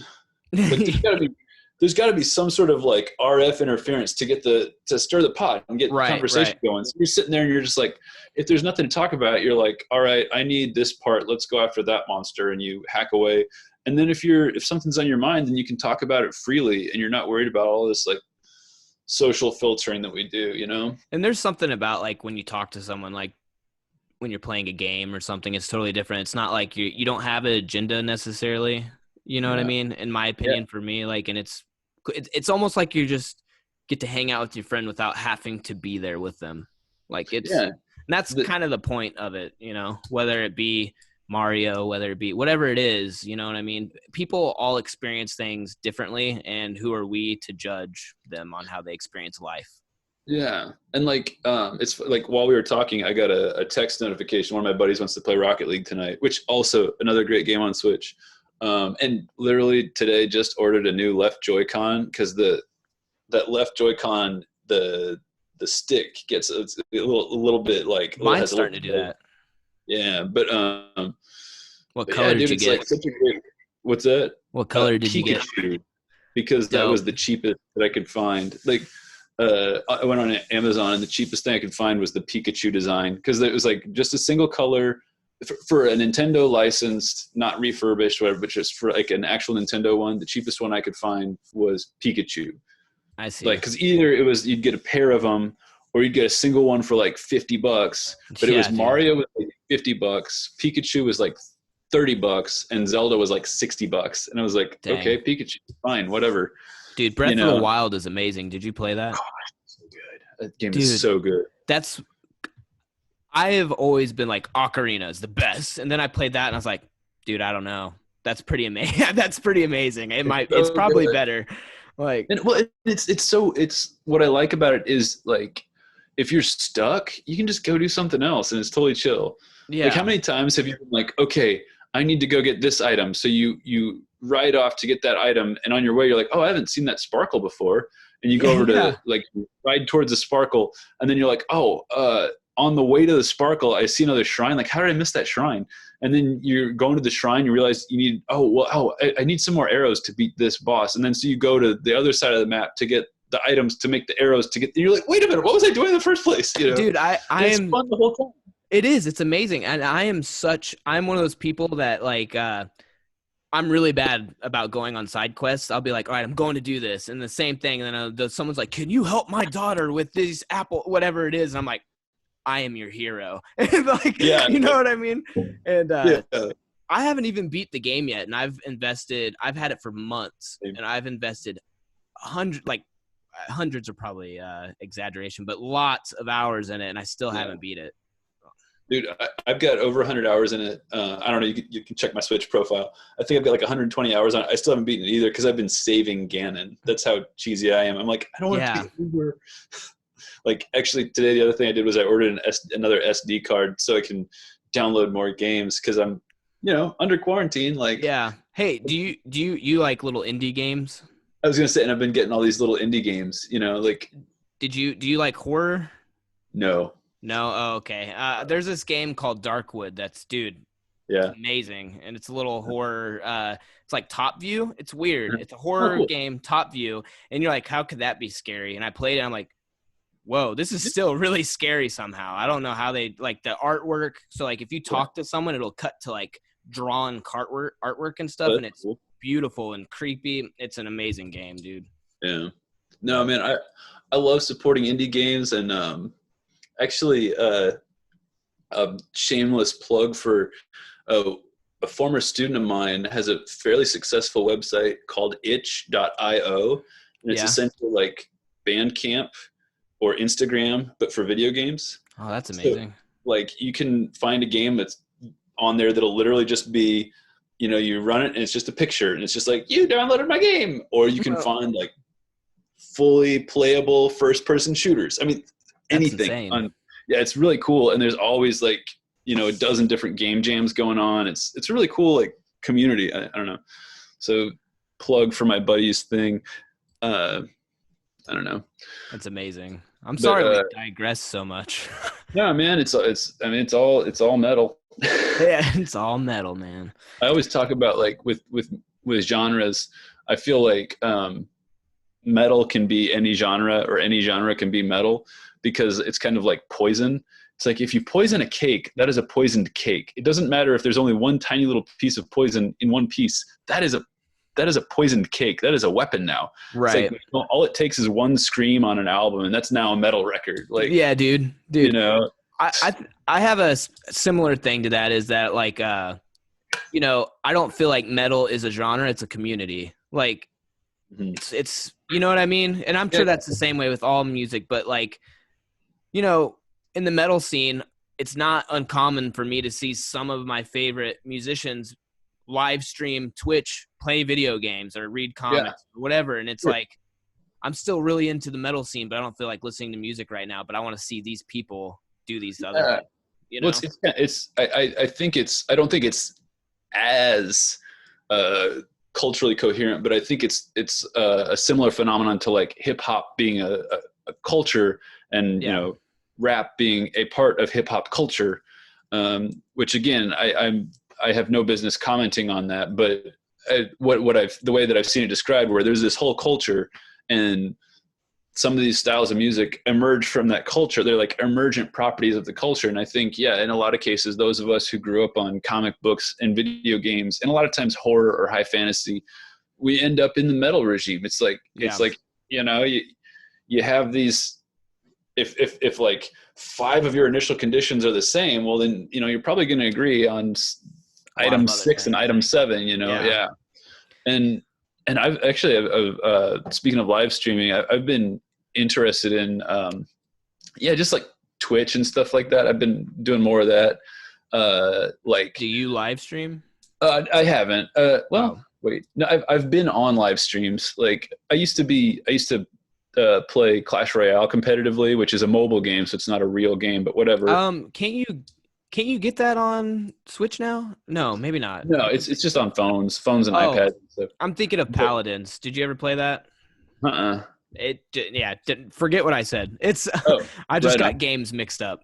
No, but like, yeah, definitely. I was in like a number of live streamed events on that, but like, um, no, I've been thinking about doing it for like electronic music production, just like because I've had friends do that they'll just put on a stream. And they're like, all right, here's the track I'm working on, and you can kind of Just watch them just do their thing. Yeah. interact and be like, well, that's cool, or hey, what if you tweak the bass or whatever. And I've thought about doing that, or live streaming Rocket League, because Rocket League is so much fun. It is, dude. um, I think there's some truth behind like the fact that with any format, whether it be metal, it honestly doesn't matter. Whatever you're doing, you're trying to brand yourself. People want to feel like they know you.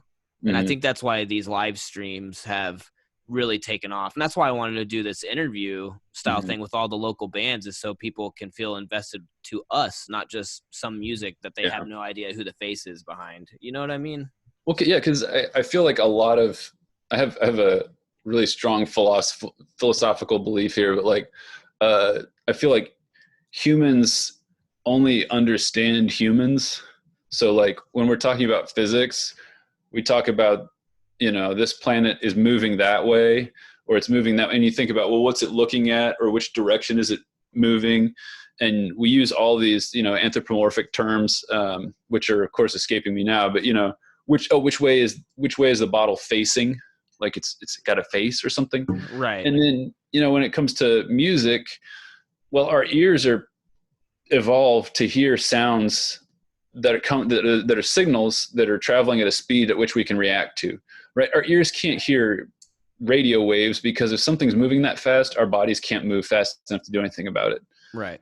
So our ears are tuned to hear these things that we can, react to. So of course our voices hit the same frequency range.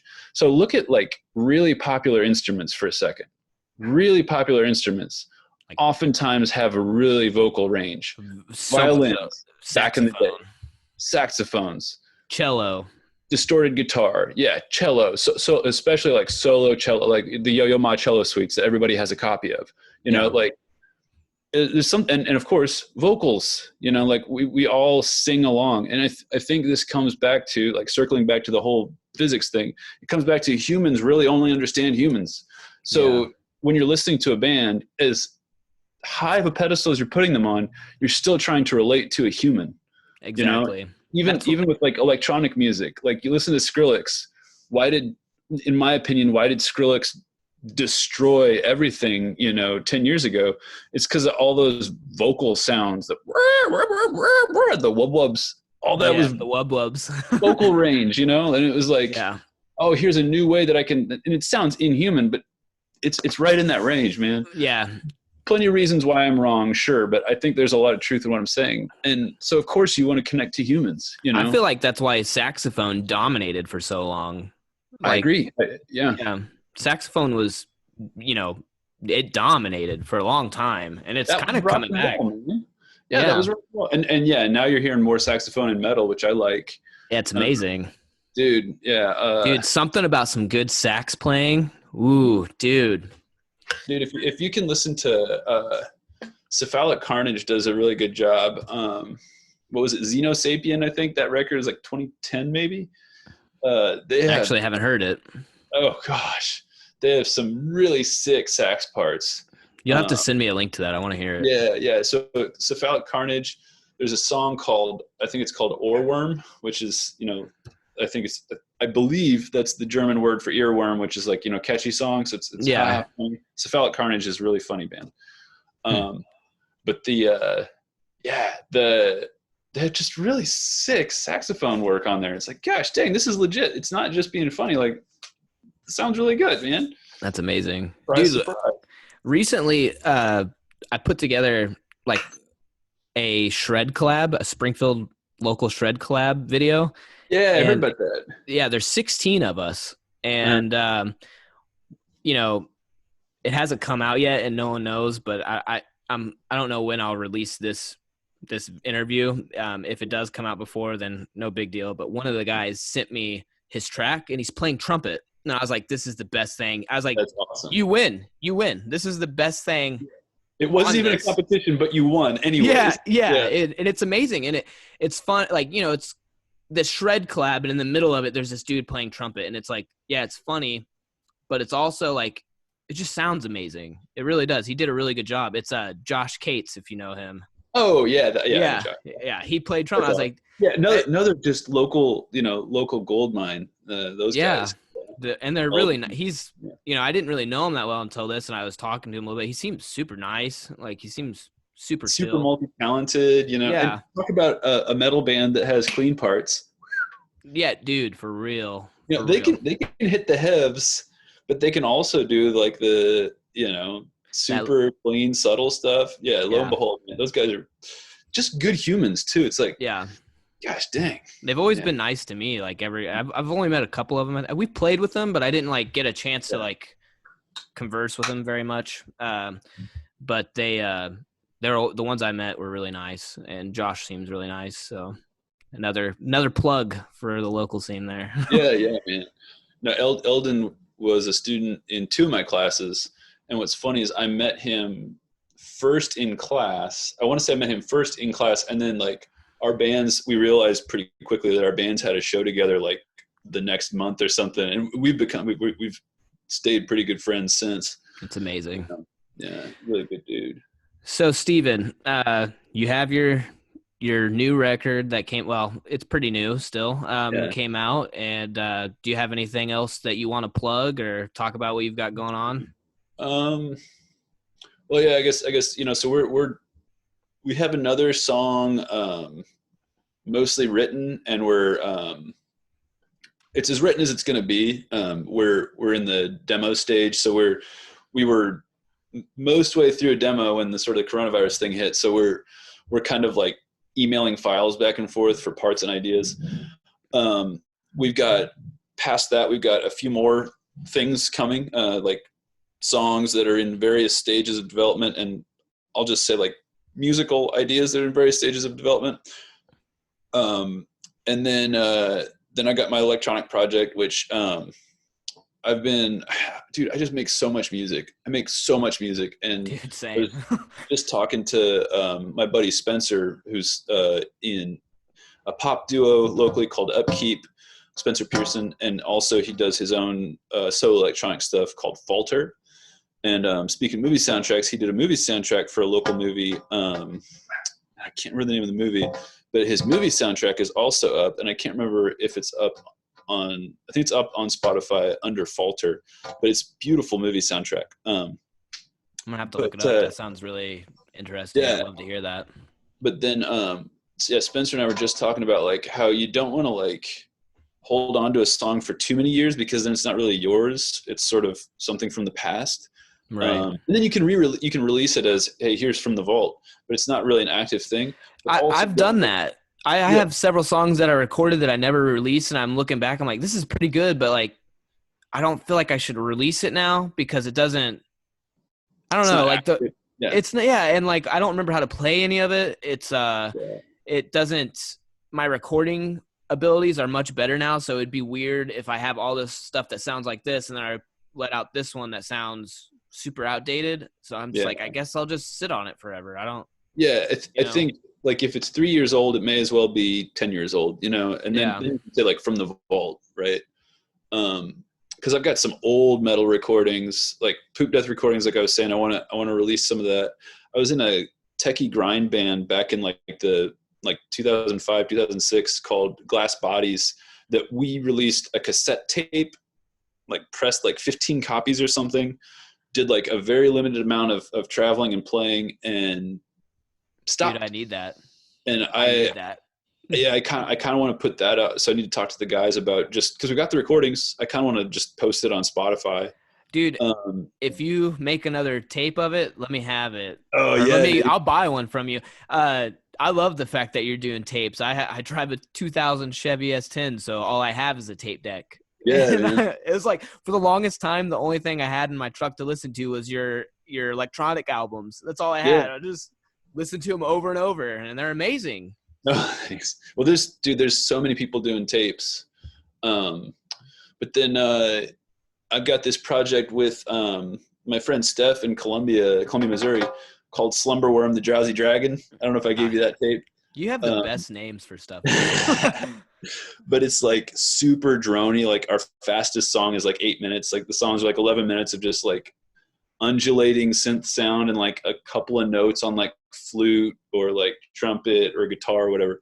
I And need so we that. just did another session in February with Spencer. So we're trying to put out another Slumberworm record. Um, and then, like I was saying, talking to Spencer about like, I've got so much music just sitting here. I want to put something out, but I also don't want to like, I don't want to make like an album if it's not an album. If it's just a collection of stems, then I want to like polish up two or three and make like an EP that's somewhat coherent, rather than trying to put out a full album. Dude, I'm Um, sitting. I but have a lot of stuff like that. It's like, what do you do with it? I'm sitting on like 6 or 7 songs that are like not like what I normally play. They sound like kind of jazzy guitar stuff. It's weird, but they sound pretty good. And I'm just like, I don't know what to do with this. And I don't yeah, know. I'm like hitting up like record labels like for comps and stuff like that. People will be like, "Hey, we just need a track on this compilation." I'm doing that kind of stuff. So it's like, oh, this is going to come out on that indie label, and it'll, just be like a one-off for that Right. thing, and I don't have to like worry about fitting it anywhere. Yeah. And that's kind of what I'm doing with some of those like misfit tracks. But yeah, I try to put out an album each year, or a release each year, and um, I think I put out like 3 in 2018, and the fourth that I put out in 2019 actually got printed in 2018. I just didn't release it till 2019. So I'm like, well, I think I should put something out, Right. just myself, the electronic thing. Um, and yeah, and then I've got a few other just like random collaborations and things that are going on. But it's like the big things are, yeah, Mortal Review is, I mean, we're kind of stalled out right now, but we've got at least a single in the works. If not, if depending on how the next few tracks come out, we might hold off and make an EP, because we had If a you don't, timetable, but now that whole timetable is thrown out the window oh, with dude, yeah. coronavirus. But on my If personal stuff, it's like I can put out whatever I want whenever. So yeah, I've got things lined up. It's just I don't know if I want to, again, if I want to do some singles or package things as an EP. And it kind of, I'm in different talks with different labels. So I'm like, depending on what this label says about this track and what I send to that label, and so I'm sort of in a holding pattern about that. But for sure, before this year's out, I'm going to try to push something out. I would love to hear it. And if you don't mind me asking, are you guys with the Mortal Review stuff? Are you recording that yourselves, or who are you recording with? And unless you don't want to plug Oh, that yet. for demoing, we're just recording it ourselves. I mean, we Oh, just have okay. like um, we've got a audio interface, and then like Ableton, just basic stuff, and then Yeah. we've got a few different people that we like to work with for recording, and nothing's set in stone yet. But yeah, we've got a few different people that we're sort of talking with about our next project. But again, all that's been put on hold until question mark, so it's Yeah. Sorry, my kind of laptop weird. came unplugged. Oh, no worries, dude. Um, Yeah. yeah, that's amazing. I can't wait to hear some of it, dude. Everything you've ever put out, I've honestly liked, and I would tell you, like, yeah, it's cool, man. No, I legitimately Yeah. like everything you've put out. Thanks, man.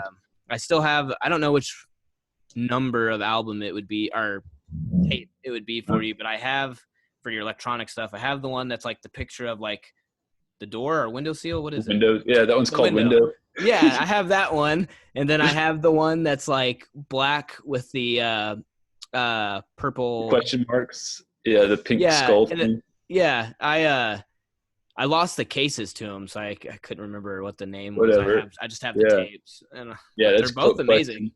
Oh, thanks. I like the window one a lot.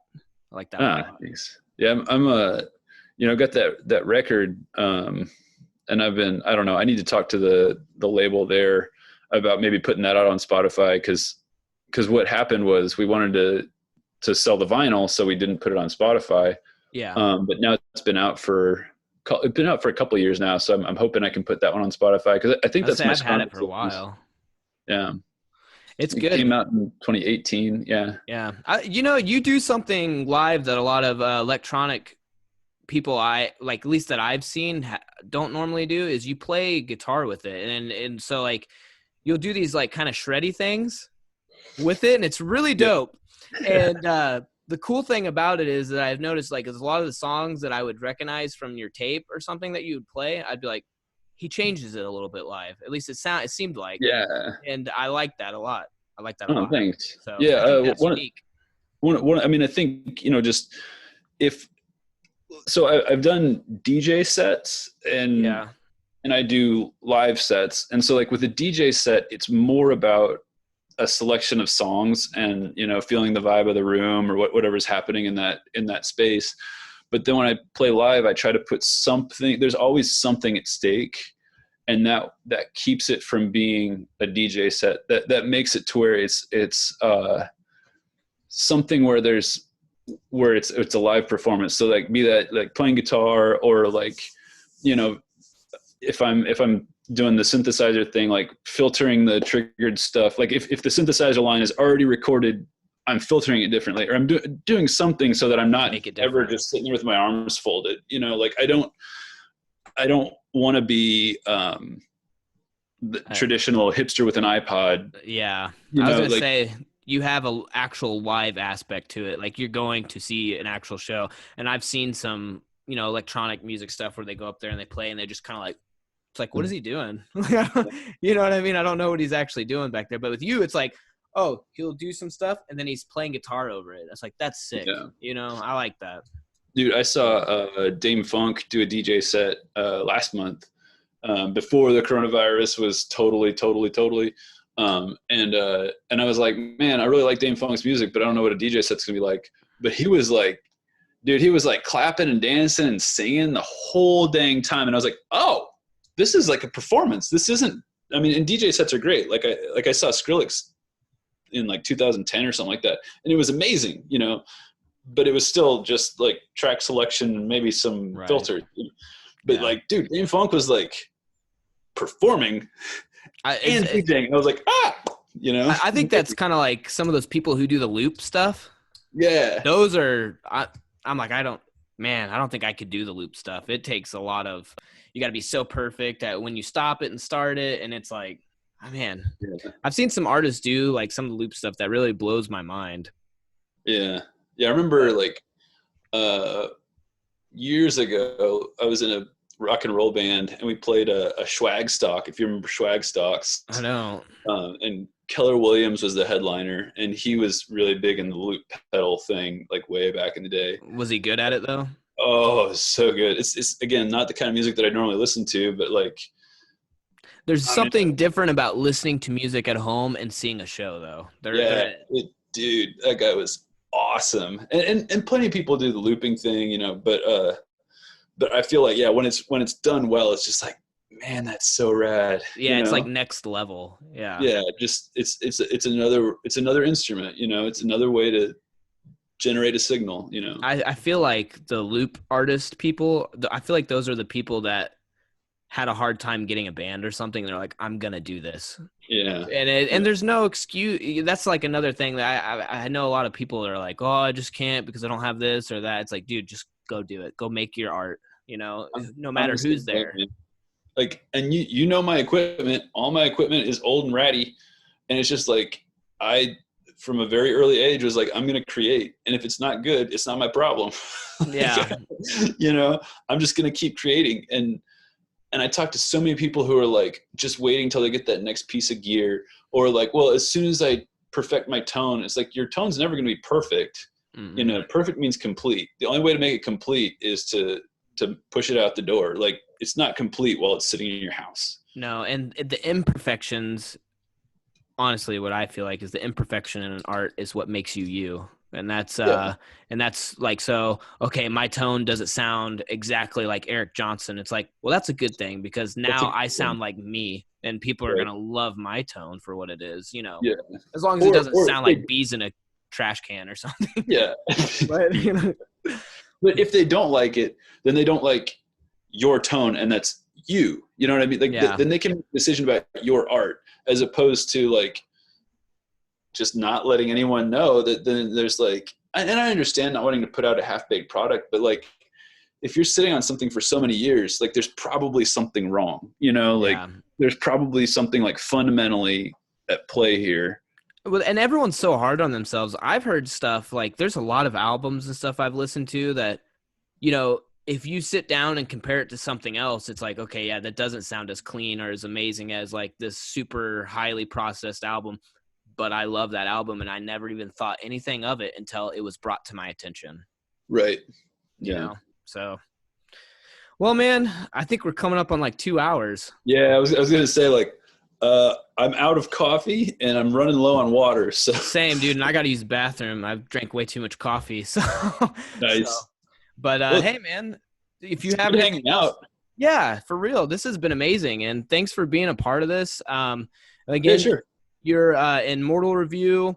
You have your electronic stuff going on. Mhm. You know, if you have anything that you want to plug real quick, go ahead. I don't know if you do. Yeah, yeah. I mean, I guess I would plug the Slumberworm stuff too, because like I said, we got a second recording that we're working on, and then I might. So we got the first album out on Bandcamp, but I'm thinking about putting the first album out on Spotify as well, just because I think it's good enough. At the time, I was like, oh, this is just some sort of like side projecty thing. I'll just throw it up on Bandcamp. But I keep listening to it. I'm like, man, I think this deserves, you know, the $50 or whatever to Right. go to CD Baby and Um, just make it have you thought about accessible. DistroKid? Yeah, I spent like a while deciding between CD Baby and DistroKid, and for me, I felt like the way that I make music, I want to do CD Baby so that it's just there and I don't have to worry about it. Whereas DistroKid, I'd have to like re-up each year, each month, or however you do the pay scale. And I It's was only just like like, $20 a year, though. You can yeah, re-up as much as you want. right. But And I guess it's whatever works for you, you know? well, that and like I'm thinking about, okay, but you know, 10 years down the line, I'm still going to have to be paying that $20 a month unless I like relicense it or something. And uh, I'm just like, I'd rather just like pay it once and then never have to worry about it again. Yeah, never look You at it know? again. I get what you're saying. Yeah. Yeah. Well, and this way it's like, it's just, I mean, and I am paying more now, like for sure. Cause it's essentially $50 a year or whatever, you know, that for the full release roughly But you once a never year. have to deal with it again. But then it's out. And so, cause I'm currently employed and like funded, I'm like, okay, $50 is fine. But yeah, I thought long and hard. Like I spent months agonizing over it, between those two.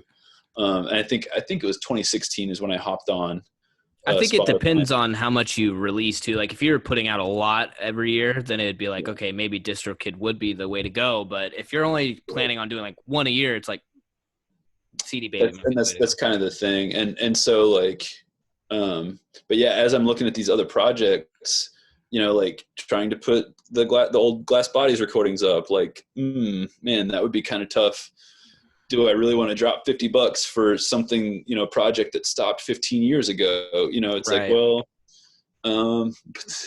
those songs are rad though, Dude, you have to send me them. I want to hear them so Yeah. bad. Oh yeah. Yeah. I got to send you that stuff. I played bass in that band too. Really? Um, Oh, yeah. dude, I gotta say something for everyone who doesn't know. Steven plays a Daisy Rock bass live, or what is it? It's a Daisy bass. It's Daisy amazing. Rock. Yeah. Yeah, Yeah. Yeah, that's man. that's amazing. If you ever see him live, he just plays this bass that looks like a pink big flower. Yeah, It's man. pretty amazing. It started as a joke, but that thing plays so well, man. And it's like, it sounds pretty good. Yeah, dude. I like how Hey, it sounds. there's something about the showmanship too. Like you have to have people are there Yeah. to see a show. It's the truth. It's sad, but it's like some people are like, oh, it's just the music. It's like, yeah, but people want more than just music at a show. It's Yeah, true. if it was just the music, then you'd just sit at home and then you Yeah, would just not be my problem. So, exactly. you know. Well, man, you got anything else you want to plug or anything? No, how about you? What's new in your world, man? Ah, no one wants to hear about me. Oh no, man, I'm just trying to do this. I really think that our local scene would thrive better if we're all collabing and doing things together. And that's why I wanted to start doing this. I'm not sure if I'm going to put this out on Spotify or anything like that as a podcast, but I do know I'm definitely going to start doing interviews and putting them on like a playlist on my YouTube to, help thrive and be like, hey, look, this is the talent that is out there, the people, these amazing people that are in our scene. Let's all come together and do something about it. Make it, make this a place where people want to come. Well, and it's also, I mean, I think it's also an archival process too, because like look at the Batcave files from years ago. There Yeah. are bands that don't exist anymore that you can still catch a glimpse of them Dude, on I the still Batcave watch file. those. I still Yeah, watch they're, those. they're rad. Yeah, those are Yeah. those are so quality. I'm so glad those exist because it's like, I know I keep bringing up Columbia, Missouri, but that's it's a pretty close city, and I've got a lot of history there. Recently, my buddy Ashwin, he hit me up and he's like, "Hey, man, you know anything about the history of the bands here, the history of the local Columbia music scene?" And he's wanting to put together like a Wikipedia page or something. But I spent like an hour one day brainstorming and came up with like 50 bands or like musical acts that Wow. I knew that were just there during the 11 years that I lived there. And it's like, That's a lot, man. man, so many different projects and so many different people and so many different, important experiences that, yeah, we should at least write it down. Worst case scenario, ignore it, but like if Yeah. somebody ever wants to know, like, hey, what was going on here culturally? And, especially when you take a long view and you look back, you're like, oh, yeah, that makes sense. That's why there were Yeah. so many metalcore bands in 2006. You know what I mean? Like, Right. Yeah. Well, that's um, man, and that's the thing. Like, I just want.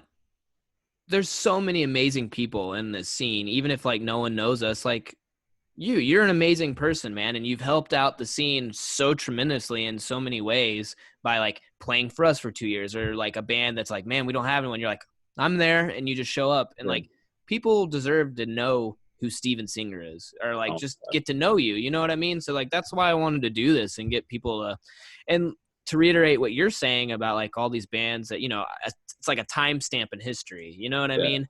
And even just the time that Lorarium's been a band, it's Oh, yeah. crazy like how time flies. We've been a band for 6 years now. Yeah. 6 years. And it's like that blows my mind. And there's so many bands, great bands that we've played with that Mhm. aren't around anymore. Yeah. Well, it's just, I mean, it is, going back to earlier stuff, it's like, it's the human experience, man. And, if these interviews are, examined in 10 years, they're going to mean something different. And if they're examined in 100 years, they're going to mean something even, important then too. So I think it's, why not? Like I'm all for documenting things. And then if they're never looked at again, okay, I've lost nothing but, just the configuration of some semiconductors or however data is stored nowadays. I Right. kind of lost track of how some of the solid state memory stuff works. Right. But, And it's like, what do we lose out of it? I got to talk to my friend that I haven't talked to in a while for like 2 hours. That was nice. Yeah. You know what I mean? It was just nice to be able to reach out to you and talk to you. Like, yeah, likewise. And especially with this, everything going on in this quarantine, it's like, dude, human interaction, please, Yeah. But dude, for real. Yeah, I mean, we'll have to link up on Switch too, play some video games together. Yeah, absolutely. I didn't even know you had one. So yeah, dude, love it. Actually, I think I got it like right around the time that I kind of started playing with you guys less often because I bought it while more review was in the studio, and that would have been okay. right after Lorarium was in the studio, right? Yeah, like right after. Yeah. So like I think I bought it right after. I played like 1 or 2 shows with you after the record. Yeah, you played the record release, and then I think 1 or 2 more shows. Yeah. And then we were just like, dude, you've done so much for us. We're just going to use backing tracks. We're so sorry it's been so long. We finally have a bass player now, but yeah, I saw that. That's great, man. Yeah, he's a cool guy and everything, but like I just, for the longest time, we just couldn't, dude, we could not find someone. So I was like, we can't keep doing this to Steven. He's running himself ragged. So we went to the backing tracks. So yeah. I gotta say it was had fun every time, of course, man. Yeah. But yeah, it's fun to play music, but then like I get myself in trouble where I'm just doing, because music's supposed to be like an outlet, but I get myself in trouble and like overcommit, and then I'm doing too much stuff, and then it's like, oh, this is now a source of stress rather than a source of stress relief, Yeah, no, I get that. You want to help everyone, and the next thing you know, you're like, where's time for me? Yeah, or what happens to me is like, where's time for my family? Like, exactly. That's what I meant. But yeah, exactly. Yeah. Exactly. Yeah, I'll get to one of those things where it's like, not anymore, but I was like a few years ago getting to the thing where it'd be like, I'd see my wife on like Saturday afternoon, and then I wouldn't see her again until like the next Sunday, like, jeez, man. Because we'd be working all week, and then I'd have, shows on the weekends. I'd be traveling, and it's like, I could see it when you were in the Lorarium. You'd show up and you just look tired, and you're like, okay, well, I've got to go do this real quick, and then I'll be right back. And then right after the show, I got to leave because I'm going to do this. And I was like, dude, we gotta figure something out for him, man. I felt so bad. And well, I have no idea sometimes, because I wasn't trying to be like halfway, but I was just like, really, I got this and this, and then I can play some licks in between. Dude, honestly, you did more for us than you would ever imagine. Like, you saved us in a big time. Like, we couldn't find anyone. We didn't know how to use backing tracks and stuff back then. Yeah. And we are forever indebted to you. We owe you, man. Really. Oh, no worries, man. But that's what I'm saying. Like, it's a team effort, and like, people like Kevin Brooks who are like sharing their techniques for backing tracks, and like, yeah, like giving you like all these indexed stems and everything. It's like that, like, that's why I think of it as a big team. It's like, if you view it as, oh, well, which metal band is going to play this show? It's okay. Well, then it's a competition. But if you view it as, Cavil is a player on Team Springfield, yeah. Lorarium is a player on Team Springfield, and it's a team effort about, our market mattering, and like having good shows come through here and good bands come out of here, then it's a team effort. And then literally everybody benefits, Dude, the exactly. only people who don't benefit are people who wouldn't want to listen to music anyways, Yeah. And like, in the last couple years, I feel like the scene has changed in a good way. I mean, it's not like it's popping huge right now, but when we first started, we had no friend bands, like no one. Yeah. We had no one. And then now it's like, okay, I can think of almost 5 like best friend bands is what I call them. Yeah. We've got you guys in Mortal Review, Cavil. We have Crowns of Ophelia, Sardis. All of you guys that I think of, and there's probably others. I'm sorry, I'm just like rambling on, but those 4 for sure are like they're like best friends to us in the Well, terms of band world. And it's like, I would yeah. love to do, if I could play every show with those 4 bands, I would, Well, and it's like if there's a sick show and someone hits us up and they're like, "Hey, can you guys play this show?" And we're like, "Ah, shoot, we can't because that's, you know, whatever. Travis is going to Paris to fart on the Eiffel Tower or whatever it is, and we can't Right. play the Yeah, show." Then we're listing off, those same bands to the promoters that hit us up. We're listing off these exactly. guys, like Lo and Behold, Cavil, Sardis, Yeah. Transmophilia, I feel Glass like, Lotus. oh yeah, Yeah. Glass Lotus and Lo and Behold. We have only played with Lo and Behold like once or twice, but I can tell by after talking to Josh and stuff that we would probably be really good friends with that band. Oh yeah, and then And like depending on who it is, like Sky Falls Down or Starving Skies the Falling. South, or Dude, there's so many. There's so many. And yeah. that's the thing. Anytime that we get put on a show and they're like, hey, this band is playing, here's the bands, and I see one of those bands, instantly any nervousness and stuff almost goes away because I'm like, oh, my homies are there. You know what Yeah, I mean? But yeah. It's a family show and not like something where people are. Even if there are people flexing, that's not going to be it. It's like I yeah, don't have to worry about impressing that band. I don't have to. Like I've got my best friendly friend crowd. band. Yeah. Yeah, Well, yeah, man, this has been amazing. Thank you for being yeah, on and, for everything you do. And yeah. Likewise, dude. This is a cool service that you're providing for the whole team, for the whole community, man. I I appreciate you appreciate it. doing it, and Yeah, of course, man. keep me posted on it. And I will. If you think of anyone that would be good on this, like send me their names. So for sure. Yeah. Okay. so, Yeah. I got to send you like my Switch friend ID, and I yes. got to find those Glass Bodies recordings and get those to you. I Yeah. got some homework, man. Yeah, you got to. Yeah. And I'd love to hear your jazzier stuff too, like your different stuff too. Actually, I'll send it to you. I have a Google Drive folder link with all of them in it. One of them Cool. is mixed weird. You'll know which one it is. It's just like at the end, I forgot to cut a part off, so like it ends, and then there's like silence, and it goes like I don't know. I have to chop that off. So, Dude, but on all my rough cuts, I've got stuff like that. So when I'm in like the mixing phase, I don't worry yeah, about the head and tail too much. And yeah, I'm always like just waiting for that, like, Jeremiah was a bullfrog at the end, or just yeah, some yeah, skullduggeries, like I yeah. love that. That's amazing. Yeah, Well, man. man, we'll go ahead and end this, or else I could talk to you for hours. So, Yeah, likewise, man. all right. Well, Yeah, thanks for being on, man. sure. We'll talk to you soon. All right. Bye. Hey, buddy.